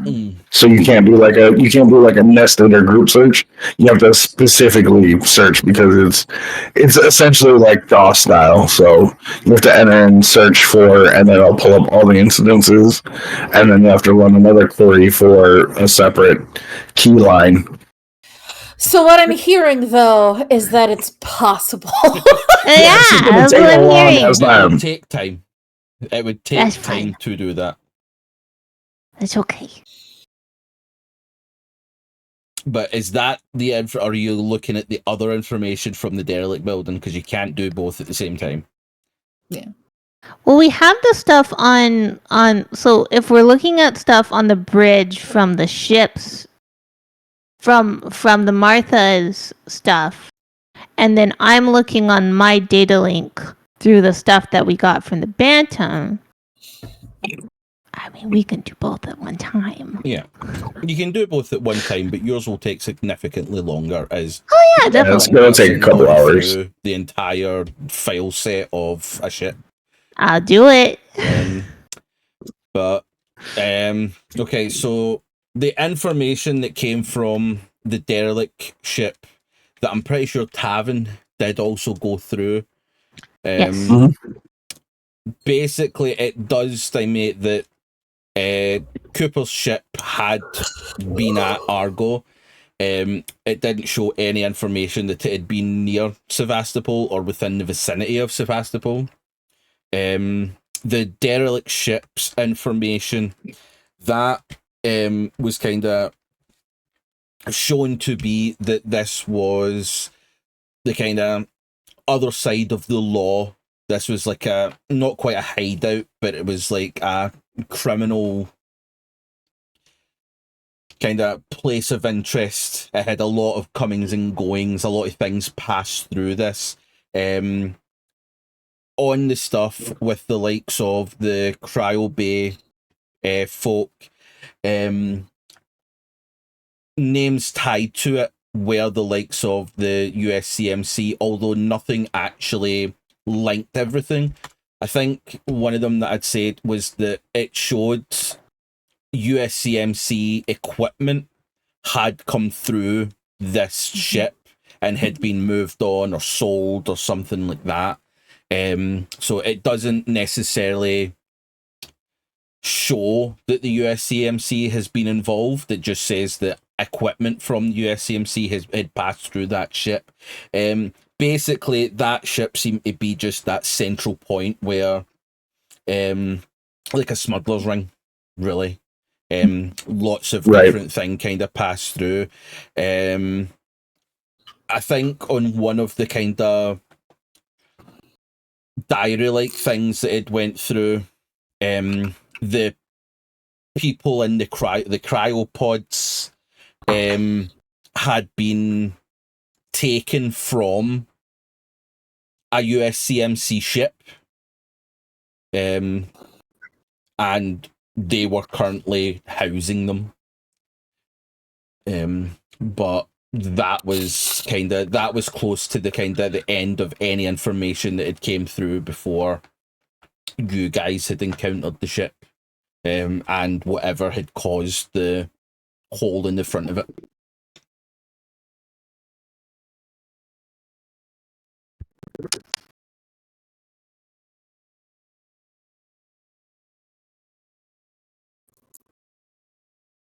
Sometime I wanted like a bit of a do a tray for it, like Jesus Christ, lunch meat and a pot of coffee and some cups.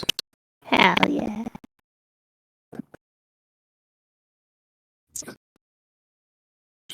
Alright. I guess we got a long night of going through paperwork. Yeah.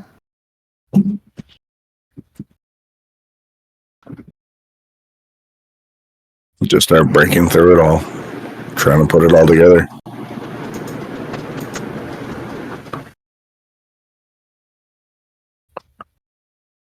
Yeah, I assume that's what we're doing for the next while. So yeah, next several hours.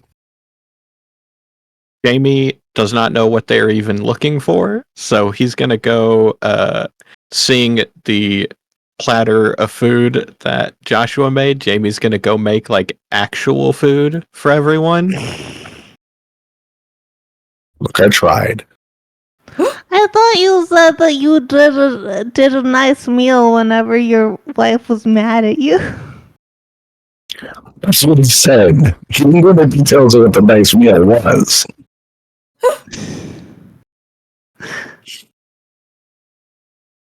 I guess I'll just spend my time trying to help how I can, but I don't even really know what the job is that the ship is contracted for, so... It's true. Oh shit, I could write up your Well- NDA. I will turn to Joshua at some point and say, y'all, if y'all are looking for some kind of creature, is it the thing that's in the cryo bay? I'm sorry. What? Huh? What? As in the one that's inside the guy, you know? Oh, potentially, yes. That's why we have him. Then isn't that what y'all are looking for? But probably. I don't know. So far, none of this has led to anything regarding. You know what? Maybe this is what it is. I can't believe Jamie just said yeah, okay, yep, my brain just broke. Okay.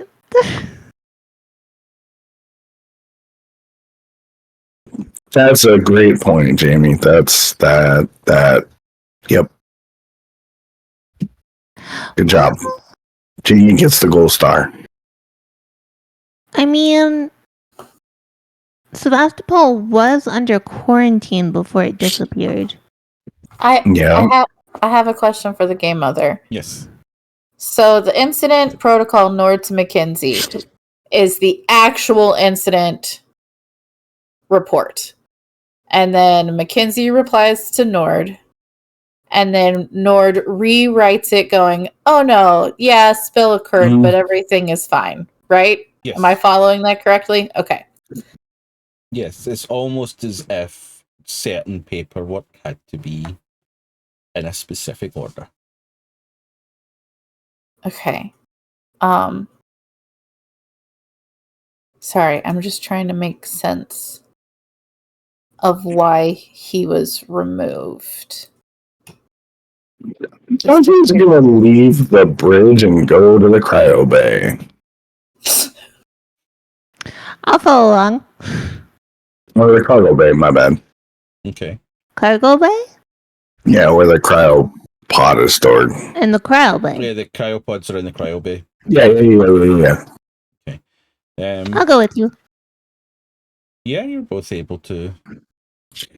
Russell's just gonna be muttering under his breath like, how the fuck did you forget about that? Don't you son of a bitch. Well, we were initially talking about trying to get out of him and saving his life. But then, Alba being decimated like that. That's what he went, huh? Oh, Andrea, sorry. Didn't even notice you were there. What?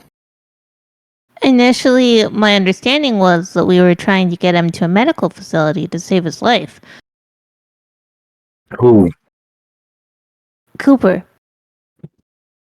Yeah, that's Because still. Tavin was upset. What are you, sorry. I'm going to go to the cryo bay and pull up the data on the biometrics, and then I'm going to try and separate the biometrics from Daniel and whatever is incubating. Okay. Because there should be a way to pull separate biometrics. Then we can look at those biometrics to see if anything is listed in any of the background information of what we have, because that's a thing that we need to look for. Okay. Do you want company? I mean, you can hang out, but I'm going to be basically looking through biometric data on a patient in a cryotube. There's not much to really talk In case about. something goes Unless wrong. you want to get. What can go wrong? I'm not turning You saw him. No, you saw what happened to those people. If the gamble that you and I made and putting this man in cryo is wrong, and one of those things is on this ship, you're going to want backup, right? Yeah, but like, there's not anything on the ship. I want to see if I can get a read on the thing in his chest. Okay, I don't yeah, need to no, wake that's him what I'm up. talking I about. just need to. Yeah, I just need to run the bioscanner. I'm gonna make sure that you're fine. No one else dies on this ship, okay? Okay. Minute of paranoia.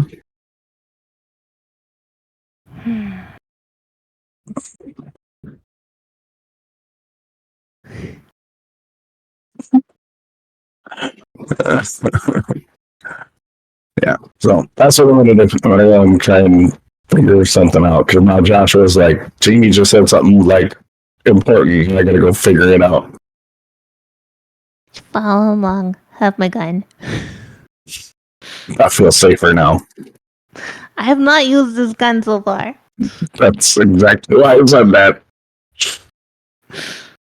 Okay. So,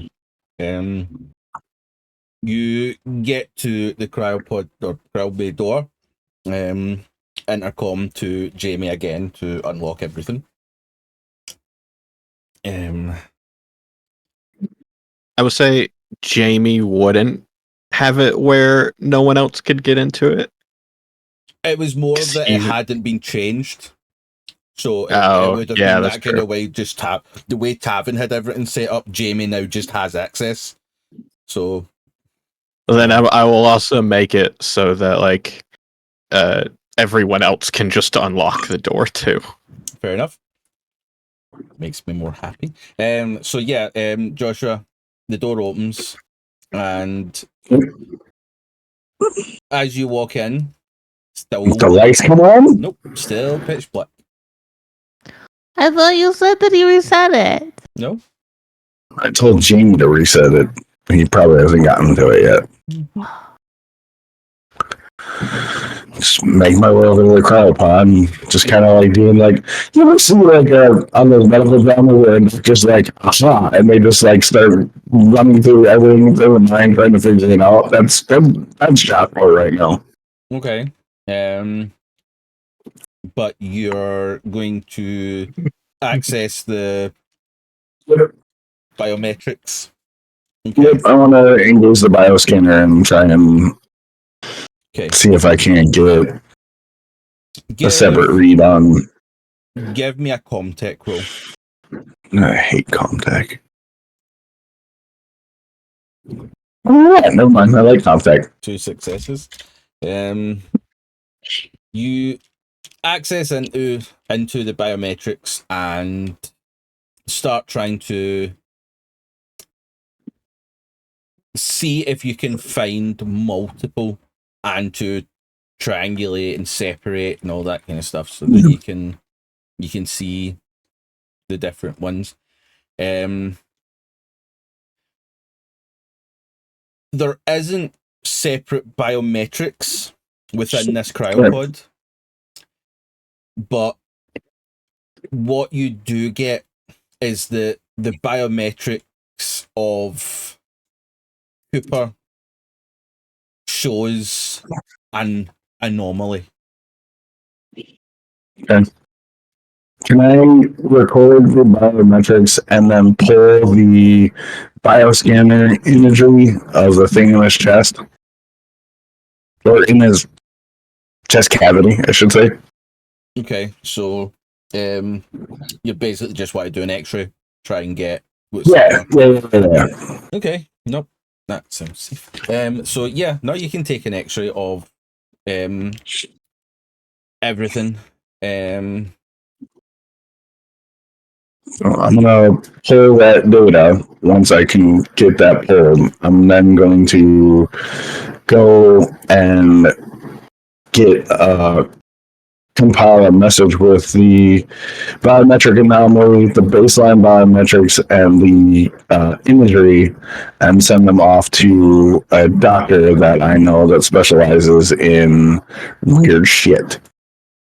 And be like, hey, I'm currently in the field doing something. I've encountered a patient that just described the situation that appears to be incubating some type of creature, here's the biometrics. I need to know what we could logically predict that, just give me like a broad breakdown of what you think the creature is and whatnot, or like what we can gain from it. Because I need the information because I'm in the field and I need to know. Okay. Before you get to that, Well, that's my plan. That's what I want to do. yeah. As you set everything up and begin to start taking the X-ray imagery, give me an observation roll. Mm-hmm.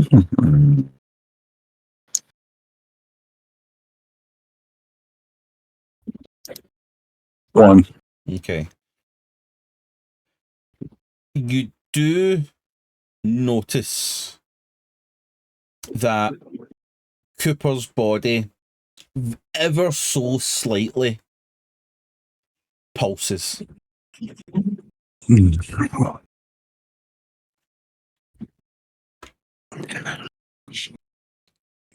Can I determine why it pulsed? Or did it like just pulse or like jerk or It wasn't like a jerk on it, like it was a very subtle pulse. And give me a wits roll.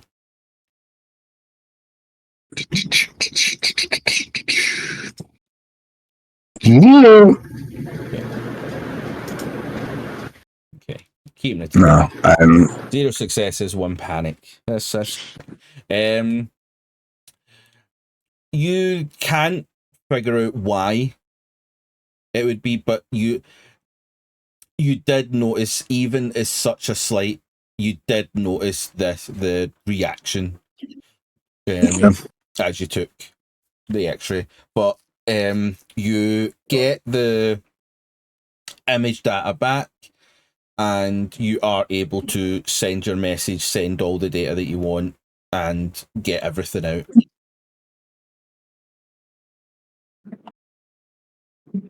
after I get that done, I'm gonna head back to the bridge because I'm assuming that's like a few.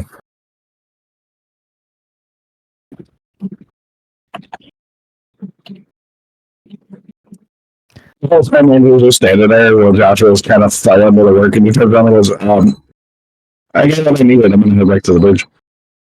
Everything fine?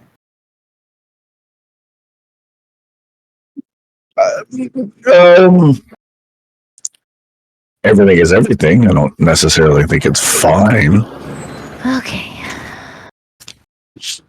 but we have more information, and I will have more information at some point. Awesome.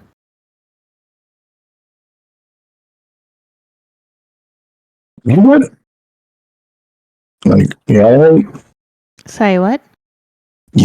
are you okay? Sure. 'Cause you've kind of gotten a little like odd since we found the shack and downloaded the information, and now that we're on ship, you're kind of like more buttoned up.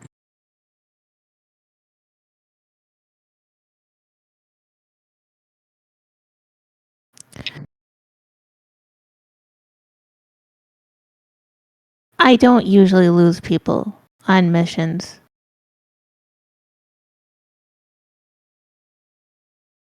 That's not what I'm talking about. You've gotten kind of like corporate-y on a couple instances. Like your corporate voice kind of creeped out a couple times. Yeah, I know that I tend to slur my words, so I try to speak more clearly when it's something I feel like you guys should understand.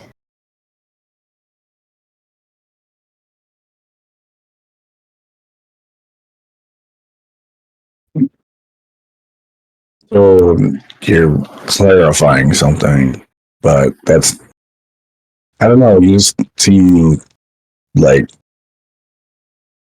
kind of a little distant.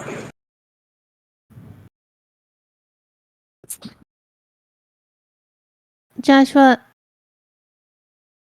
in your mind, am I a Wayland Yutani employee first or am I human first?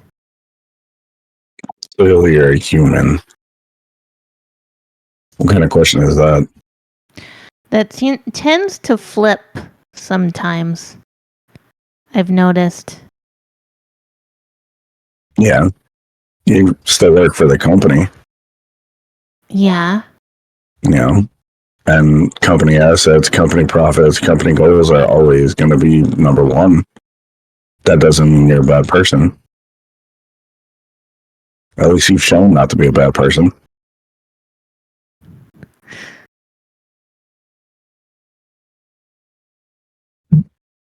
What's the backstory between you and Jack? Jack's someone I work for, contracted me to do a couple jobs because he reached out to me because I needed some help on a project.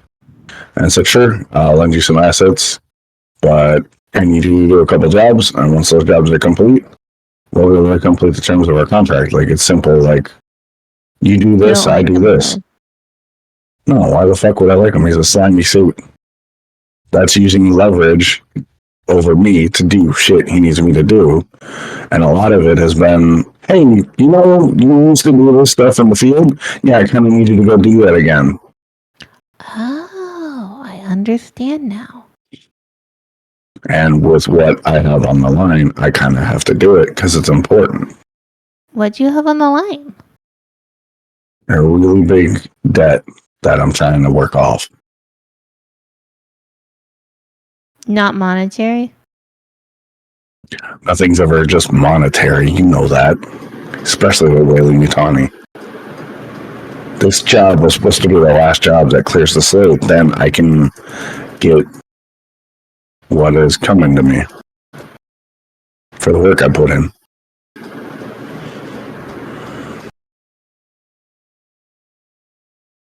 Jack is an ends to a means. Jack had connections that I don't have to accomplish the goal that I needed done, but in order to do that, I had to make the deal with the devil.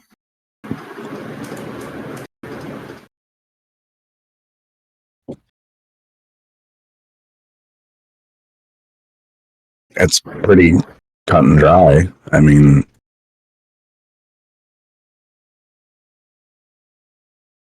no one ever wants to make a deal with the devil unless they absolutely have to.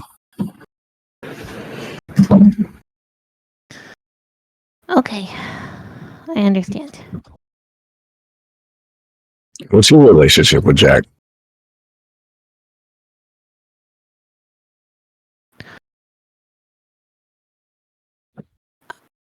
Turnabout's fair play. Yeah. Well, he's the only person I can depend on. No, that's not true. How so? You have a prior relationship with Carrigan. You knew each other before you went into the company. You could have reached out to Carrigan at any time. I did. You reached I out to sent her as letters. Andrea. You didn't reach out to her as Emma. You know, if you would have put your real name on that paperwork, she'd have been like, what do you need? I did on the first few. And I guess they didn't get to her. And I don't know why. Jack probably got in the way. Maybe Montel. Mm-hmm. Montel was the one who told me that Wayland Yutani was my best option, my only option. Okay. So maybe there's collusion between Montel and Jack because they saw a useful asset that needed to be used. You ever think of that? Montel was a marshal. She Who's should have probably, been above that. who's probably on Jack's books? What? I don't think she would let herself do that. No, I don't know. I have more respect for her than that. May not like the woman, but I don't think she would sink to that. And I wouldn't let Jack get his claws in the way he did, but I didn't have an option, so maybe Montel didn't have an option. She I don't think that she would do that. I don't think she would do that. When you out to dry, what makes you think she wouldn't do that? She wouldn't push it a step further. Because she was an upstanding marshal. Look, That didn't support you. That didn't support you when you needed it, according to you and Carrigan. yeah, but Who then? I'm one when- person. Look, she cared more about the office than that. She would not have taken a bribe. I'm not saying she was bribed. There's a lot more things you can do than bribe somebody. You know that. You're in the corporate world. How many times have people gone to dinner and things have been subtly suggested? It's not a bribe. It's just a suggestion. I don't think she knew him. She wouldn't. No. Jack knows everybody. That's impossible. Just humanly impossible to know everybody. I thought it was humanly impossible to find out me too, but guess what? When I needed something, dude showed up in a suit that said, "Hey, you got what you need. Just sign on the dotted line." I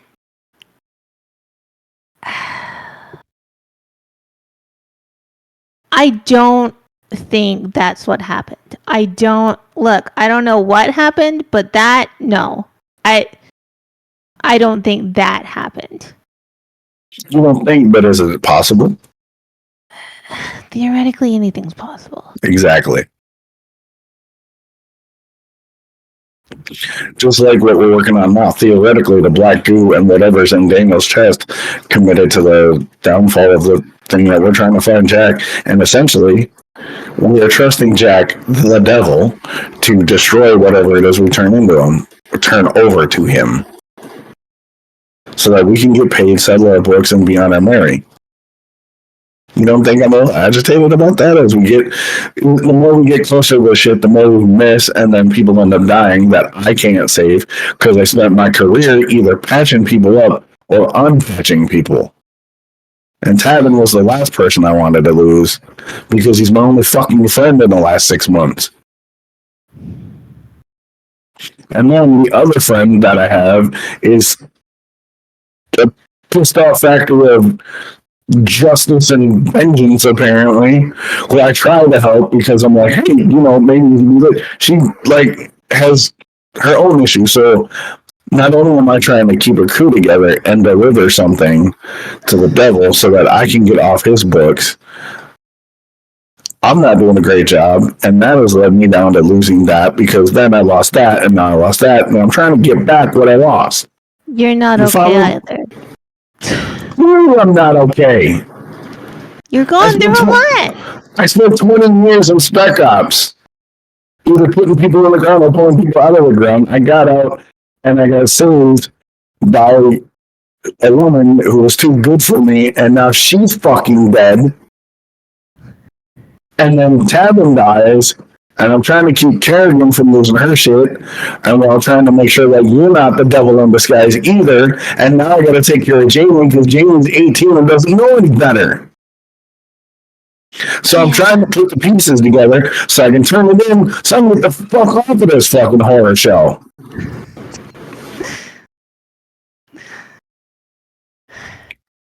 Okay. So yeah, you're a human, Andrea, but every once in a while when your corporate voice slips in, my initial I don't like the way that sounds, kind of picks up. Well, I'm glad that you consider Carrigan a friend because she needs people who will have her back regardless. Apparently, don't talk about her hair smelling good because that's weird. Well, to be fair, it's a little weird. I was using it as an example. Okay, it still doesn't sit right with me. I get it. I understand. I 100%. I do understand why it doesn't sit right with you. But I will tell you that I think she needs more people like you, people she can depend on. And I'm glad you don't have any ulterior ulterior motives with her. No, I'm married. Yeah. Look, loyal men are hard to come by as well, so. No. I was married, apparently. But You haven't processed that either, have you? I don't got time. We're on a mission. We got to get this done. That'll all process out later. Yeah. I'm trying to get Tavin's contract transferred to Jamie so he'll get the pay that would have gone to Tavin. Oh, Hmm? I said okay.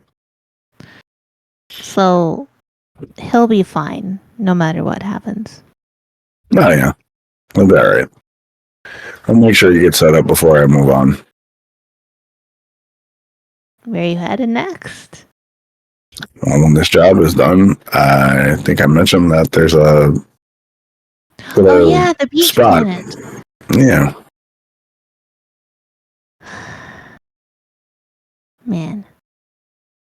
I hope you have a great time.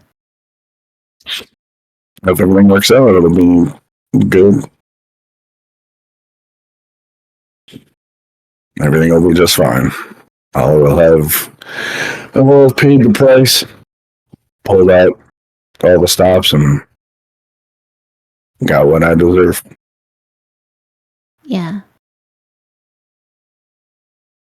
I won't have to deal with Whaling Yutani or the Marines or nothing. It'll just be sandcastles and Mai Tais. You like drinking? No, it's just something you say. Oh. Okay, let's head back to the bridge. We're both fine.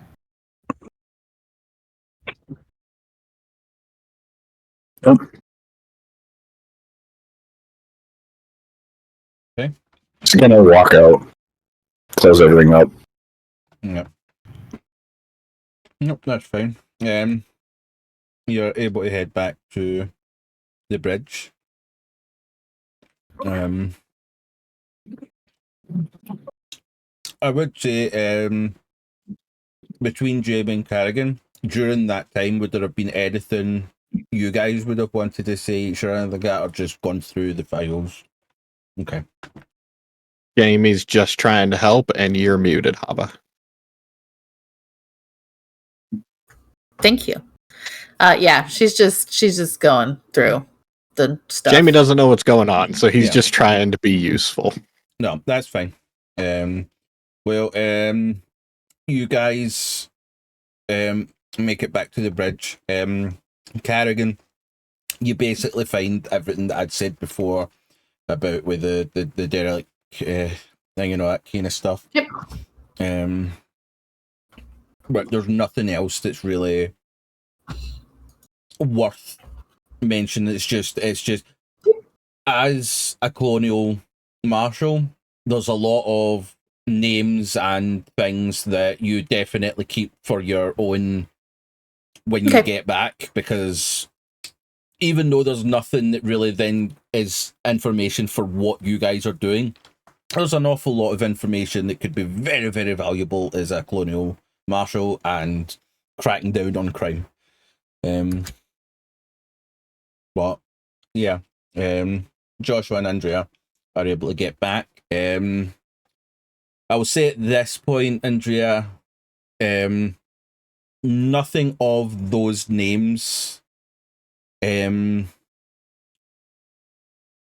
really come back with anything on the Bantam. Okay.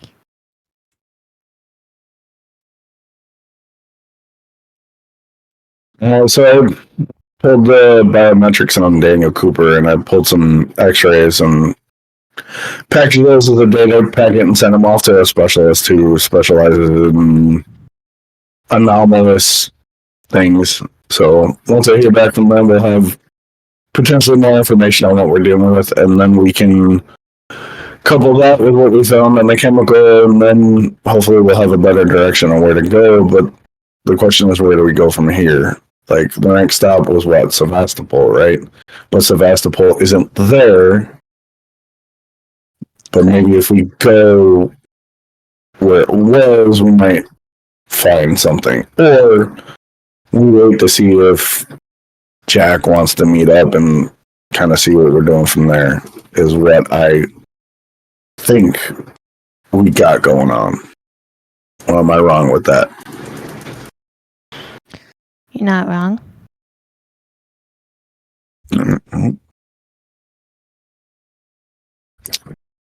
What do you think, Carrigan? What's the plan?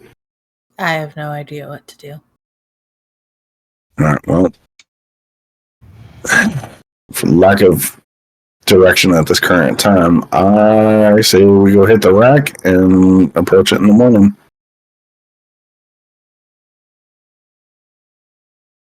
Seems right.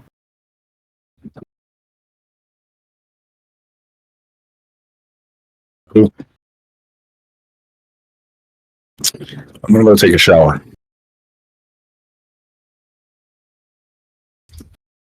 Okay.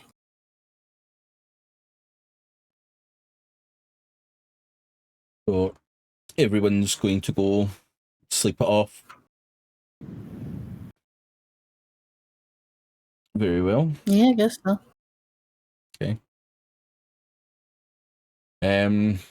Okay, Joshua, you're able to have your shower, and once you have your shower, the kind of like the exhaustion of the day just starts to hit you, and it's a very much into bed and lights out. Jamie, I imagine you would be making it back to the bunk with where Joshua, where you've been sleeping. Yes. Most Yes. times. So yeah, you would kind of make sure that the ship's secure and all that kind of stuff, as you've been taught. You'll have the laptop with you, as Tavin told you about emergency measures and all that. That laptop's still in the EEV. No one even told Jamie about it. And Yeah, no we one's never gone do back it. to That that. is That very laptop's true. still in there. Yeah, no, that's true. Yeah. No one even told Jamie about it, so No, that's fair. So yeah, you set everything up as you know, and you kind of get to your bunk. Joshua's already passed the fuck out. Andrea and Carrigan, you guys are able to get to your bunks into your, or one of you into your fort and the other one into your bunk. Is there anything else anybody is wishing to do? Figure out where we're supposed to go?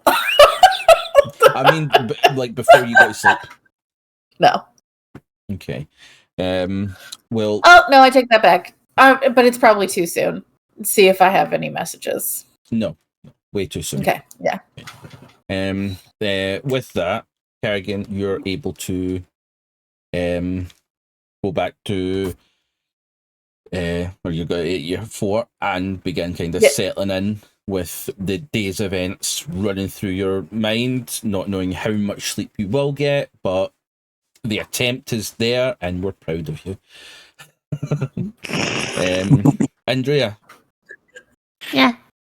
As you settle in and Carrigan kind of hides herself away, you're able to start going through the files.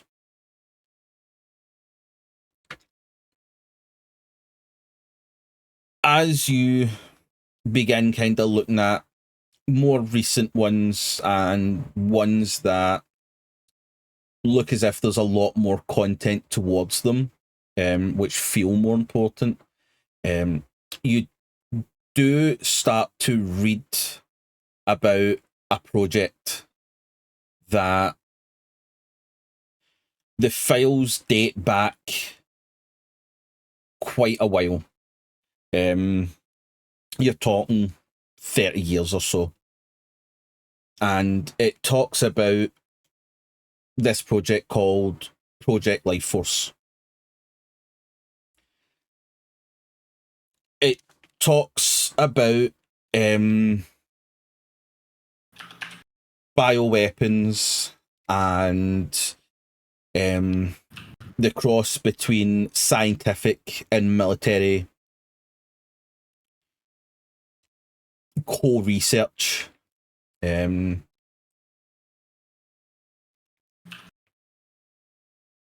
It does mention that the USS Bantam had been used as not only a salvage ship, but it was also used as a research facility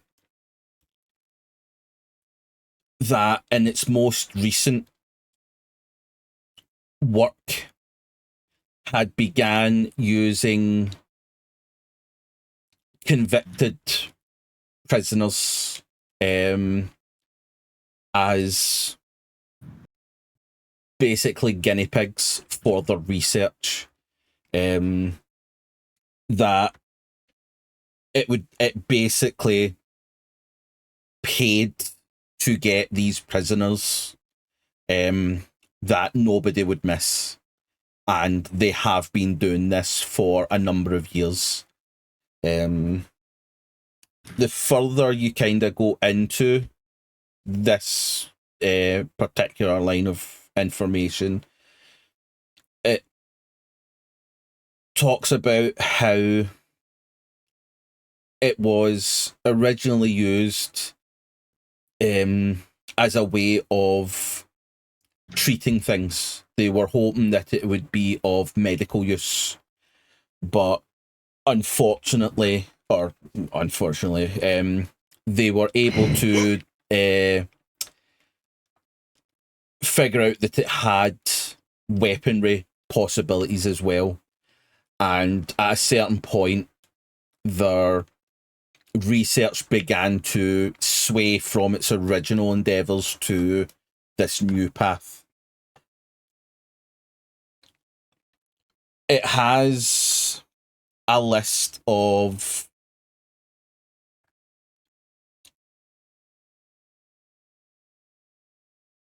subjects that were used during the clinical processes, and for the most part in the most recent years it was kind of prisoners convicted, murderers, such like that, that the USS Bantam had housed.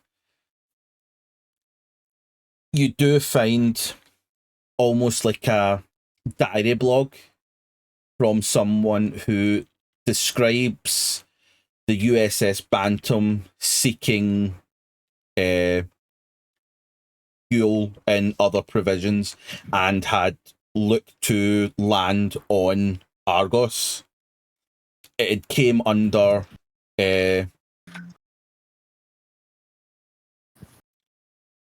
computer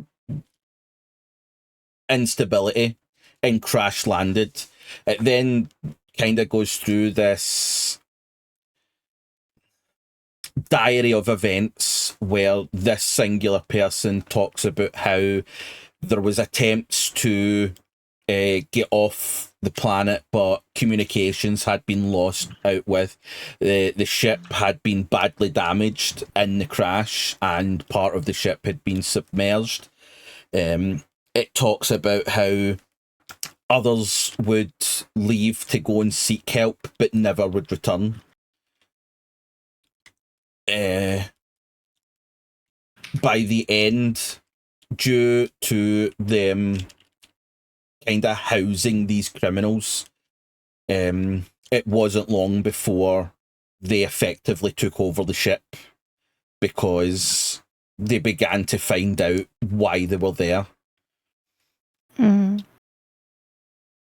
The scientists and others on this ship decided that they were going to have to abandon the ship and seek refuge elsewhere.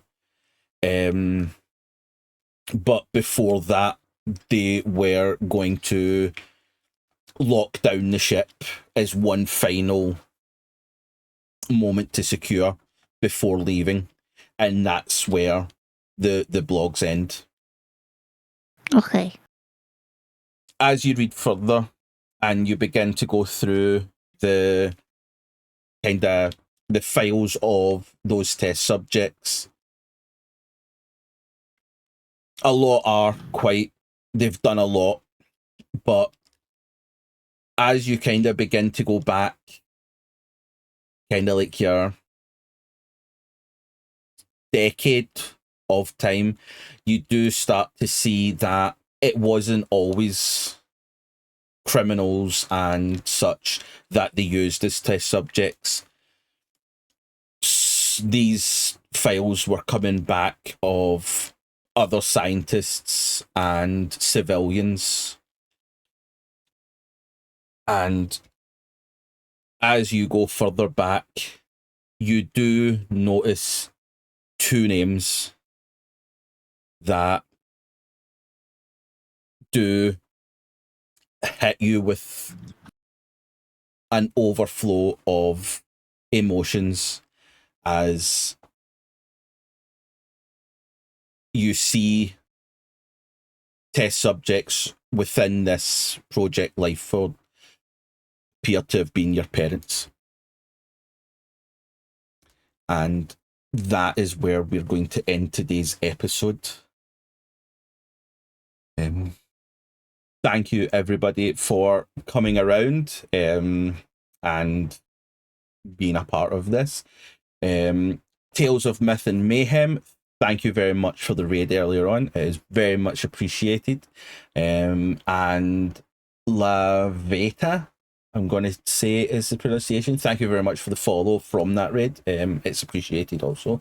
But yes, everybody else, thank you very much for coming along. We hope you enjoyed this episode. And we shall see you next week for episode 18. Have a wonderful Sunday and enjoy the rest of your week. And we shall see you next time. So goodbye, everybody.